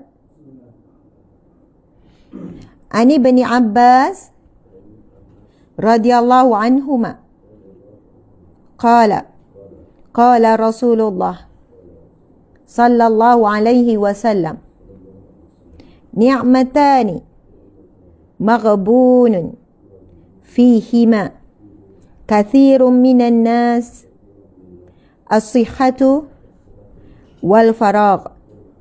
Rawahul Bukhari. Hadis sahih riwayat Bukhari. Nabi sallallahu alaihi wasallam bersabda daripada Ibnu Abbas radhiyallahu anhuma bahawa Rasulullah SAW bersabda. Kenapa bila sebut Ibnu Abbas radhiyallahu anhuma? Maksudnya ada 2 yang disebut radhiyallahu anhuma, redha Allah ke atas keduanya. Bila sebut Ibnu Abbas dan ada lagi beberapa orang sahabat, dia tak disebut radhiyallahu anhu, redha Allah ke atas dia, tetapi akan disebut radhiyallahu anhuma, redha Allah ke atas keduanya. Sedangkan sebut Ibnu Abbas seorang je, kerana Ibnu Abbas adalah anak kepada Abbas. Siapakah Abbas? Abbas adalah bapa saudara Nabi, adik-beradik kepada Abdullah, iaitu ayah Nabi. Abbas adalah salah seorang bapa saudara Nabi, adik-beradik kepada Abdullah, adik-beradik juga kepada Abu Talib. Subhanallah, muslimin muslimat. Dan Abbas ini ada anak bernama Abdullah, dan gelaran diberikan kepada Abdullah adalah Ibnu Abbas, membawa masuk anak kepada Abbas. Sebab itu bila sahabat Nabi ini anak kepada sahabat Nabi, mereka bila disebut namanya Ibnu Abbas radhiyallahu anhuma, Ibnu Abbas radhiyallahu anhuma, redha Allah ke atas keduanya, ke atas Ibnu Abbas dan ke atas ayahnya. Sebab kedua-duanya sahabat Nabi, anak dan ayah. Subhanallah, apa dia? Apakah hadis yang disampaikan oleh Ibnu Abbas? Nabi bersabda, ada 2 macam kenikmatan yang keduanya sering dilalaikan oleh sebahagian besar manusia. Nabi sebut ada 2 nikmat yang selalu dilalaikan oleh manusia. Dilalaikan oleh sebahagian besar. Nabi kata sebahagian besar manusia lalai dengan 2 nikmat ini, iaitu nikmat sihat dan nikmat kelapangan waktu. Hadis sahih riwayat Bukhari. Muslimin muslimat, ini sabda Nabi. Sabda Nabi, hadis Nabi yang sahih riwayat Bukhari. Nabi sebut ada 2 nikmat yang banyak melalaikan manusia, ataupun 2 nikmat yang banyak menyebabkan manusia itu lalai. Pertama, nikmat sehat, dan yang kedua nikmat waktu, kelapangan waktu. Muslimin muslimat, Masya Allah. Itulah pengajian kita hari ini, iaitu hadis yang ketiga dalam bab mujahadah, yang merupakan hadis yang ke-97 dalam susunan kitab Riyadhus Salihin. Tuan-puan ada yang baru hadir, mungkin lebih kurang dalam 4,500, 4,008 tadi ni, lebih kurang 6,000 lebih yang hadir. Kita sebenarnya membacakan kitab Riyadhus Salihin. Maksudnya adalah Taman Orang Soleh. Ia merupakan kitab yang disusun oleh Imam Nawawi, ulama besar dalam mazhab Syafi'i, dan ia merupakan juga ulama besar dalam mazhab Syafi'i, dan dia juga merupakan ulama muktabar, Hujjatul Islam, wali Allah, Allahu Akbar. Kitab ini menjadi rujukan seluruh dunia umat Islam, hampir seluruh dunia merujuk pada kitab ini. Kita hari ini siri yang ke-156, kan, 56 ke 157. Subhanallah, siri kita dah sampai ke bab yang ke-11. Siapa yang nak beli kitab ini untuk mengikuti kuliah Riyadhus Shalihin secara berkala dan berkitab, anda boleh beli daripada mana-mana sumber. Kalau tekan je kitab Riyadhus Shalihin, anda akan jumpa ramai sangat yang menjual. Dan jika anda ingin menyokong jihad ekonomi kami, anda boleh membelinya di Galeri UAH. Galeri Ustazah Asma Harun. Galeri UAH itu akaun Shopee, website ada, mana-mana pun adalah, tuan-puan boleh cari maklumat tu. Muslimin muslimat, kita nak tutup dengan hadis Nabi ni. Lepas tu kita berhenti. Nabi sebut ada 2 nikmat yang paling banyak melahirkan manusia. Nikmat sehat. Bila sehat, kita ada banyak angan-angan.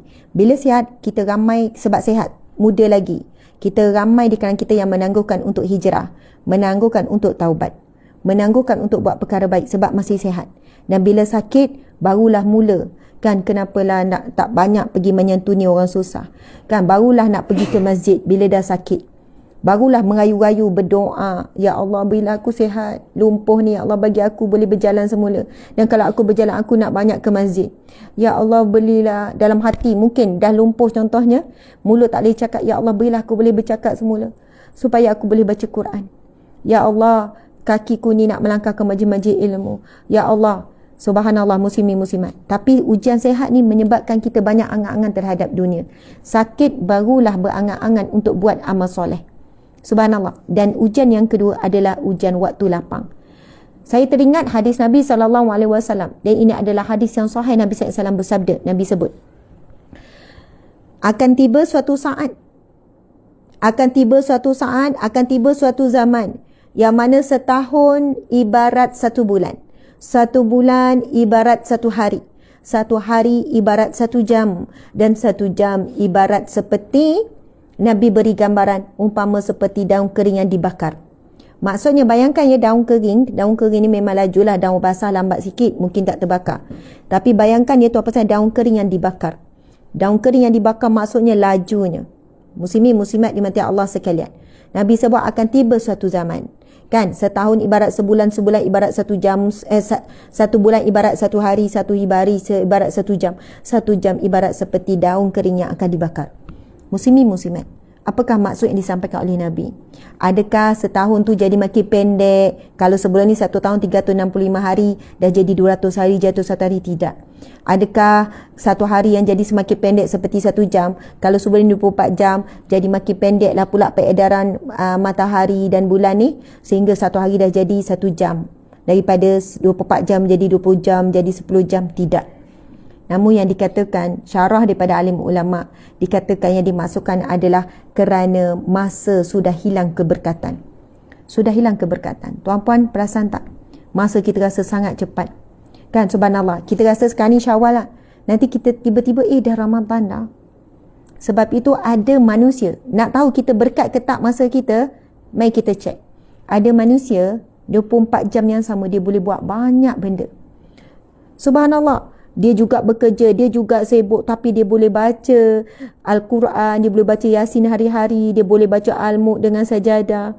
Subhanallah. Dan dia boleh selawat sampai 1000 kali sehari. Dia boleh istighfar pun 1000 kali sehari. Tak dapat 1500, tak dapat 500, 100. Muslimin muslimat. Subhanallah. Sampai masa dia tu, walaupun sama, tapi banyak benda dia boleh buat. Sempat buat itu, sempat buat ini, macam-macam benda boleh buat. Terutamanya dalam bab amal ibadah.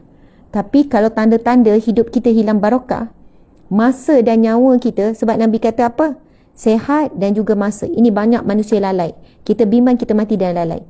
Tapi ada manusia, pagi sampai malam, dia pula tertanya, aku buat apa lah hari ni? Macam tak buat apa-apa. Tak apalah, aku sibuk sampai semayang pun lambat, sampai Quran pun tak sempat baca. Itu bahaya. Itu menunjukkan kita hilang keberkatan dari sudut kesihatan dan hilang berkat dari sudut masa. Muslimin muslimat dimati Allah sekalian. Saya ada jumpa seorang wanita yang sangat sibuk. Sebab apa? Dia kerja lawyer. Dan bukan lawyer yang goyang kaki tak. Tapi jadual dia nampak padat. Sibuk. Tapi bila dah berkawan, bila dikenali, bila mengenali, tapi ia melalui kawan saya. Setiap hari dia boleh mesti baca Yasin 3 kali. Tak tahu dia jadikan amalan baca Yasin mesti 3 kali. Waktu yang sama setiap hari boleh baca 1 juzuk Al-Quran. Lepas tu zikir-zikir yang lain. Bagaimana kita fikir macam mana waktu dia sangat barakah, satu hari mesti habis 1 juzuk. Maksudnya dia istiqamah sebulan mesti khatam. Kalau tolak uzur mungkin sebulan lebih. Kita kata dia tak sibuk kot, dia banyak masa. Kita ni sibuk. Muslimin-muslimat, kita yang mengatur masa, bukan masa yang mengatur kita. Siapa yang diatur dengan urusan dunia, na'udzubillah, mati dalam keadaan kesibukan dunia. Siapa yang hidup dengan diatur, siapa yang hidup dengan diatur dengan urusan dunia, takut mati menjadi hamba dunia. Tapi kita perlu mengatur hidup kita dengan urusan dunia dan akhirat. Kita kena atur, kena paksa tuan-puan sekalian. Kalau tak paksa, tak timbul mujahadah. Tajuk kita adalah mujahadah. Mujahadah apa? Sungguh-sungguh. Istiqamah, orang tanya, selalu orang tanya, Ustazah, macam mana nak istiqamah? Macam mana nak istiqamah? Macam mana nak istiqamah? Saya kata istiqamah tak boleh datang melainkan melalui jalan paksa. Memang kena paksa diri. Kalau tak dapat istiqamah. Kena ada mujahadah, bersungguh-sungguh. Subhanallah. Saya biasa jumpa, contoh ada orang-orang yang berjaya dalam perniagaan. Dia letak target, tuan-tuan sekalian, letak target. Saya memang letak target. Saya letak target. Contoh baru ni kami pergi ziarah. Ladana Nas tu, berjaya. Dia kata dia letak target. 1 tahun dia nak capai apa? 2 tahun dia capai apa? 5 tahun capai apa? Dia kata Alhamdulillah dengan izin Allah, Allah izinkan dia boleh capai target. Tahun pertama nak dapat hasil macam ni. Tahun kedua dapat ni. Dan tahun kelima saya memang nak buat tempat ini sebagai agrotourism. Dan dia kata Alhamdulillah tahun kelima awal lagi Allah dah bagi. Sekarang tempat ni jadi tarikan pelancong dalam negeri dan juga orang-orang pelancong asing. Subhanallah. Dan ide jadikan ini adalah satu medan dakwah mereka. Subhanallah. Dia kata bukan apa Ustazah. Bila kita letak target ni, kita lebih fokus. Dan kita akan bersungguh-sungguh. Sebab itulah kalau orang tanya, kenapa Ustazah kena letak target-target zikir tu? Target 100. Kenapa Nabi sebut dalam hadis yang sahih tu? Barang siapa yang membaca 100 kali La ilaha illallah Muhammad, La ilaha illallah wahdahu la syarikalah, lahul mulku wa lahul hamdu wa huwa ala kulli syai'in qadir. Kenapa Nabi sebut zikir Fatimah 33 kali Subhanallah, 33 kali Alhamdulillah, 33 kali Allahu Akbar? Saya jawab salah satunya, bila ada target jumlah, kita akan bersungguh-sungguh, kita akan fokus. Ada orang kata, tak boleh ke saya nak baca, saya tak kira, malah nak kira. Saya baca sebanyak-banyaknya. Saya kata boleh.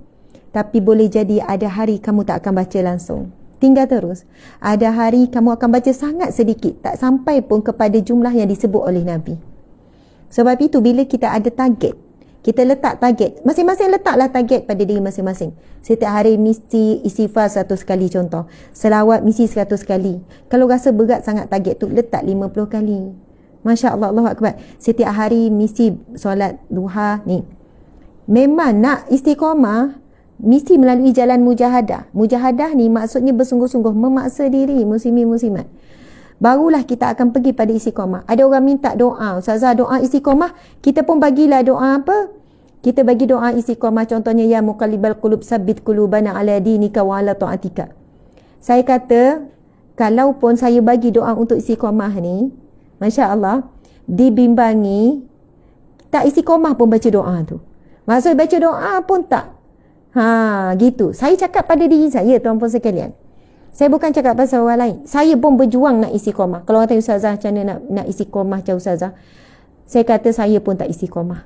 Ini istiqamah benda paling mahal. Sebab itu Nabi sebut, tidak ada amalan yang lebih dicintai oleh Allah melebihi daripada amalan yang kamu lakukan secara istiqamah, walaupun sedikit. Ustazah, saya istighfar 1000 kali, alhamdulillah istiqamah. Masya Allah. Saya tanya, adakah 1000 tu sikit ataupun banyak? Sikit Ustazah. Ada orang 10,000 Ustazah. Subhanallah, nak dibandingkan nikmat Allah 1000 tu sikit. Kan? Maksud tak ada jumlah yang kita kata jumlah tu banyak. Sebab apa? Ada orang yang lebih banyak. Baca Quran lebih banyak. Hari-hari.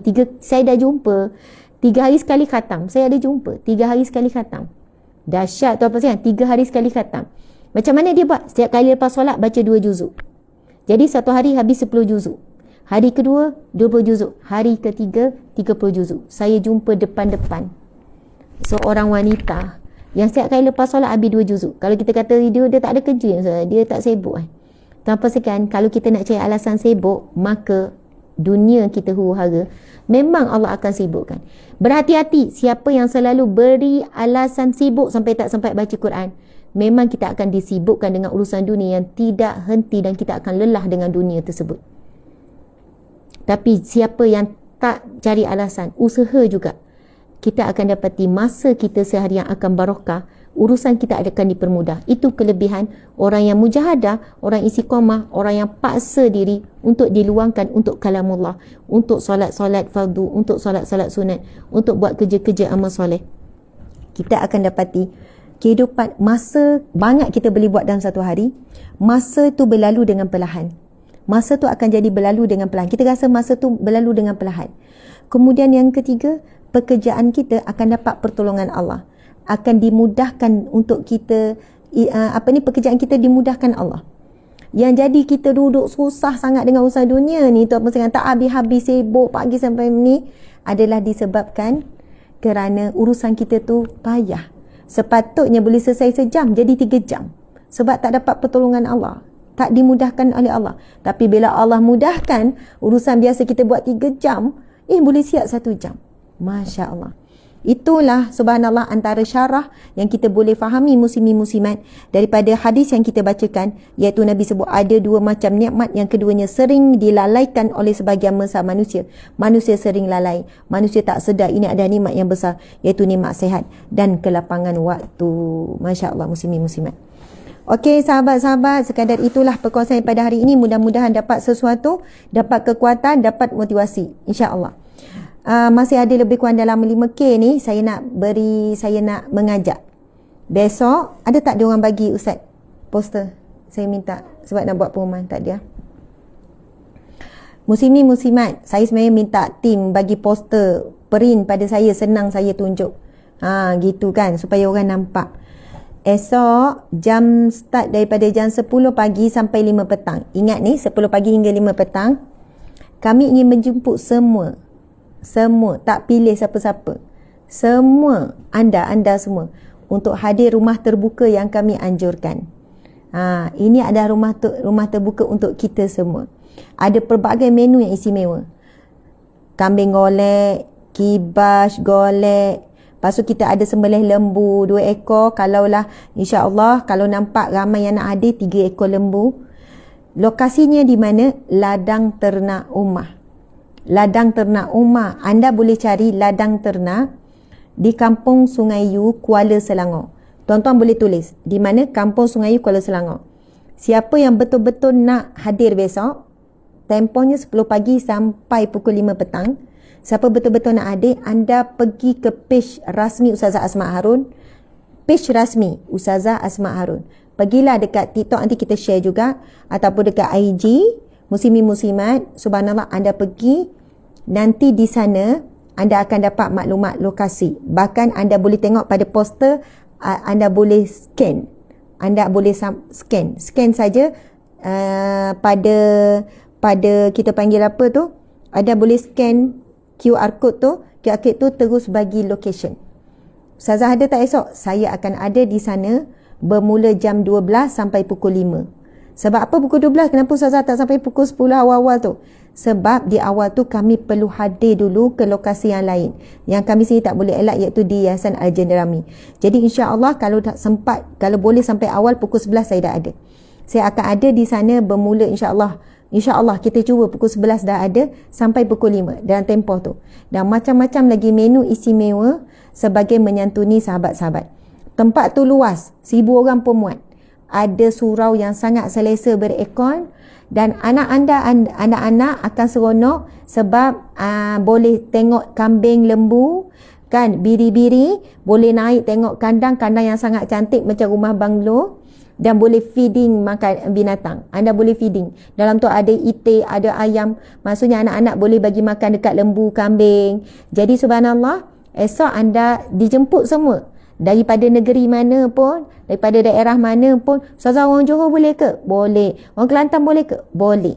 Jadi siapa-siapa yang kebetulan dari jauh ada turun sekitar Selangor, anda masukkan. InsyaAllah jumpa saya. Esok ada slot sikit tazkirah. Jadi kita boleh beramah mesra. Ingat tak hari tu ada orang buat cadangan. Ustazah buatlah potluck, jumpa kat mana-mana. Jadi cadangan anda diterima. Itu yang kami buat, rumah terbuka seluas-luasnya, sebuka-bukanya. Jadi siapa yang nak bawa potluck, nak bawa kuih muih, nak bawa tambah, tak bawa, datang tangan kosong pun kami mengalu-alukan. Masya Allah. Jadi anda datang, ini adalah lokasi ladang ternak kita. Jangan fikir, mesti kotor, nanti busuk. Anda akan terkejut. Ladang ternak kita sangat bersih, sangat cantik, wangi. Ladang kambing kita pun bersih. Tuan-puan akan bawa, dan biarlah anak kita ni kadang-kadang tak kenal kambing. Yang tengok gambar. Ajak besok, mereka boleh bagi makanan direct kepada kambing, lembu, bibi ni. Ini adalah ladang ternak yang diusahakan oleh kita sendiri. Di bawah NGO Sahabat Amal Kedah Yayasan Al-Hijrah. Siapa yang biasa follow dan ikuti perkembangan yang kita usahakan, hasil pada infak orang ramai, kos pembinaan ladang ternak seluas 4 ekar tu telah belanja melebihi 3 juta. Melebihi 3 juta. Subhanallah, hasil pada infak orang ramai dan infak individu. Sekarang ladang kambing dah siap, ladang lembu yang cantik indah dah siap. Lepas sekarang kita sedang dalam proses mengumpul dana menyiapkan rumah sembelih yang berteknologi tinggi. Anda akan terkejut tengok rumah sembelih yang begitu besar. Dan ini adalah ikhtiar kita dalam memberikan kelangsungan lestari bagi umat Islam mendapat bekalan lembu, kambing, biri-biri yang halal dan thayyibah. Kami uruskan sendiri pengurusan sembelih. Jadi di sana tu memang ada. Jadi esok ni hidangan yang akan dihidangkan kambing, biri-biri bakar, golek semua ni. Kan lembu kita masak gulai, ada buat sup tulang, lepas tu menu-menu sampingan, ayam masak macam-macam lah kalau nak sebut menu raya. Subhanallah, tuan-puan sekalian, esok ni datanglah. Beria ni saya jemput semua. Jadi subhanallah, jumpa besok insya-Allah. Siapa yang selalu kata nak jumpalah ustazah, nak jumpa depan ni, datanglah besok. InsyaAllah akan jumpa. Saya akan ada di situ jam 11 hingga, kalau lambat pun paling lambat jam 12 hingga jam 5. Tapi majlis dah bermula daripada pukul 10 pagi. Jadi sepanjang tu datanglah. Tempat itu memang luas. 4 ekar tuan-puan sekalian. Sebab itu kita kata kalau 1000 orang datang pun muat. 4 ekar keluasannya. Seronok esok. Tuan-puan akan tengok suasana yang begitu indah, bersih dan cantik. Kita nak bagi contoh umat Islam kita boleh buat ladang seperti itu. Kita nak bagi contoh siapa-siapa yang ada tanah wakaf mak ayah kat kampung, 1 ekar ke 2 ekar, anda boleh belajar, datang tengok macam mana nak bina ladang kambing, ladang lembu. Kami boleh bagi khidmat nasihat percuma kan, cara nak ternak lembu kambing sampai segar, sampai gemuk-gemuk macam ni, bagi makan apa keperluan mereka, apa yang nak kena injek, apa vaksin ke, apa air apa, makanan apa, semua tu kita boleh. Sebab kita berhenti bergantung. Orang Islam tidak bergantung lagi kepada orang bukan Islam dalam bab sumber bahan mentah. Itulah niat kami. Bila orang tengok, orang kita pun boleh buat, saya Asmat boleh buat dengan tim dia, jadi kita pun boleh buat. Tidak ada alasan. Kami bermula dengan kosong. Tak ada apa-apa.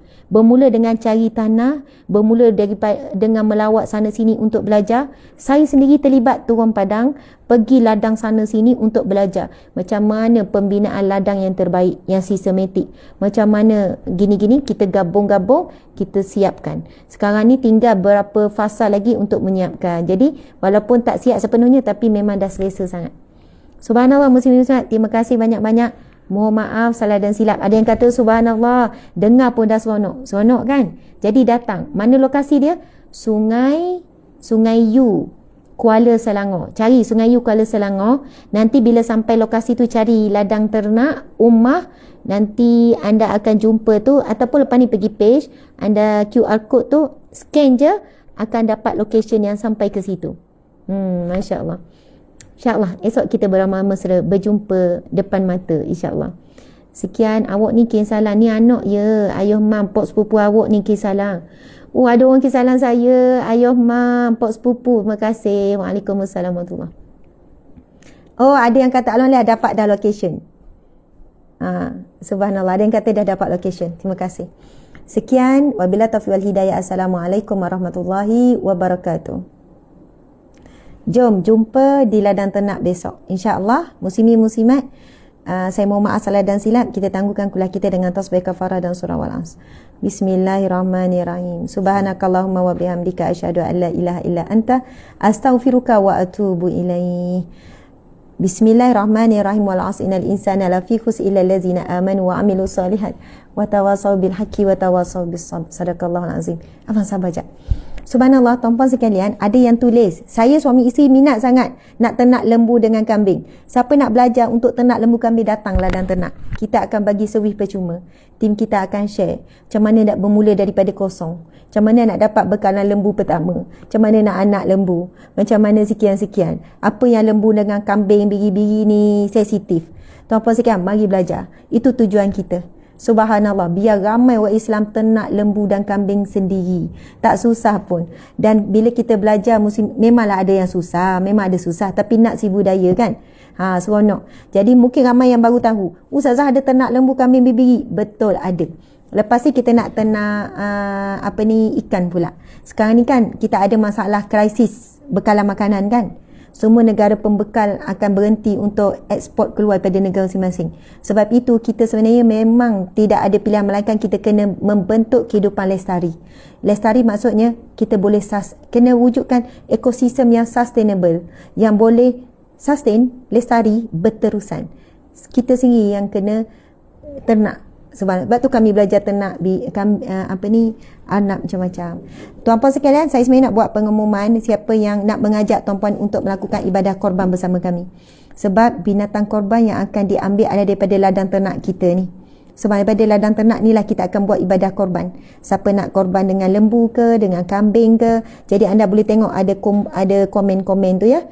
Yang berkongsi nombor phone ataupun pergi dekat page kami, nanti ada maklumat. Siapa yang nak ibadah korban dengan kami dalam dan luar negara. Dan kalau orang tengok, Ustazah kenapa harga ibadah korban dengan Ustazah macam mahal sikit berbanding dengan orang lain. Tuan-puan, kami tidak ambil. Kita tak kata dia orang tu ambil lembu yang kecil. Tapi bila kami tengok harga, memang ada beza lembu kecil dengan lembu yang medium. Banyak lembu small dapat harga yang sangat murah. Tapi untuk ibadah korban dan akikah, kami tidak ambil lembu yang small, lembu yang kurus, lembu yang kecil. Memang boleh sah je ibadah korban tu. Tapi tujuan kita adalah untuk memberikan daripada daging binatang korban dan akikah ni seramai mungkin asnaf. Jadi kami memilih yang minimum adalah lembu yang bersaiz medium. Medium, lepas tu big, lepas tu jumbo, macam tu kan.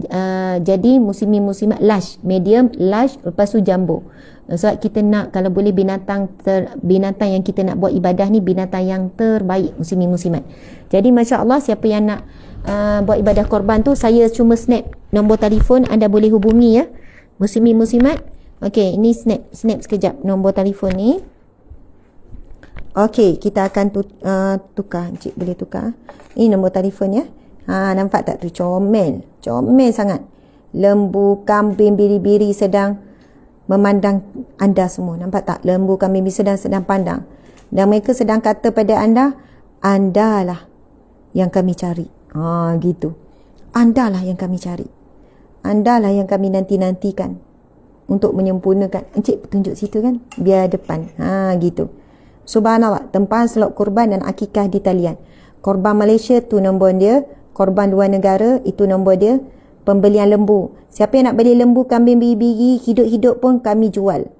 Mungkin ada pihak masjid, pihak surau ataupun kampung ataupun satu keluarga kan nak beli 10 ekor lembu, ahli Korea ni kumpul-kumpul nama, kami jual lembu hidup, kambing, biri-biri hidup.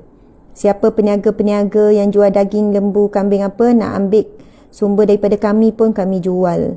Muslimin-muslimat, alhamdulillah, ini adalah jihad ekonomi ummah yang kita usahakan di bawah NGO kita sendiri. Saya bukan duta, tapi kami sama-sama mengasaskan NGO ni dan Yayasan Al-Hijrah. Sebab ada orang ingat, ini orang lain buat kok, Ustazah ni tukang promote je, Ustazah ni duta. Tak, saya bukan duta. Kami bermula pada kosong, InsyaAllah. Dan kami tu sebenarnya nak masukkan, bukan saya seorang, anda semua pun. Ini adalah ikhtiar kita bersama. Terima kasih semua. Sayang semua kerana Allah, kerana Rasulullah sallallahu alaihi wasallam. Subhanallah, tengok lembu, kambing, biri-biri ni, masya-Allah. Mereka sedang tengok anda dan mereka kata Andalah orang yang dinanti-nantikan untuk beribadah korban dan akikah. Masya Allah. Subhanallah. Encik, okey ya. Terima kasih semua. Okey, luar negara, tuan-puan sekalian, minta maaf kita tunjuk sikit. Antara luar negara yang akan kita buat, ini dia. Ini semua kita dah deal dah ni. Saya sendiri akan pergi. Hari Ahad ni kami akan bertolak ke Kemboja. Okey, kita akan luar negara yang terlibat adalah Afrika. Afrika adalah benua Chad, Uganda, Somalia, Kenya, Zimbabwe, Mali, Sudan, Eritrea. Lepas tu kita akan pergi korban kita akan buat juga di Indonesia, Thailand, Myanmar, Kemboja, Filipina, Malaysia ya, dan juga Palestin. Okey, di Asia ini negara yang terpilih. Indonesia, Thailand, Myanmar, Kemboja.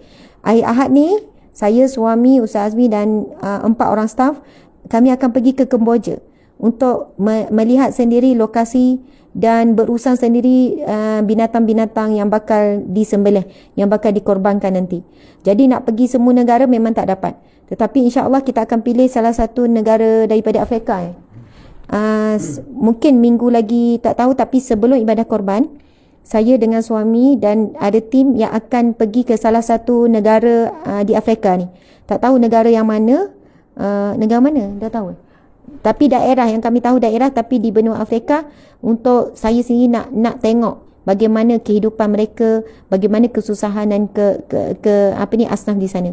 Jadi sebenarnya kenapa kami sampai sanggup pergi Afrika, insya-Allah dalam beberapa minggu lagi, dan Ahad ni pergi Kemboja sebab saya sendiri sebagai wakil, maksudnya anda untuk melakukan ibadah korban dan akikah ni, kita nak ada keyakinan.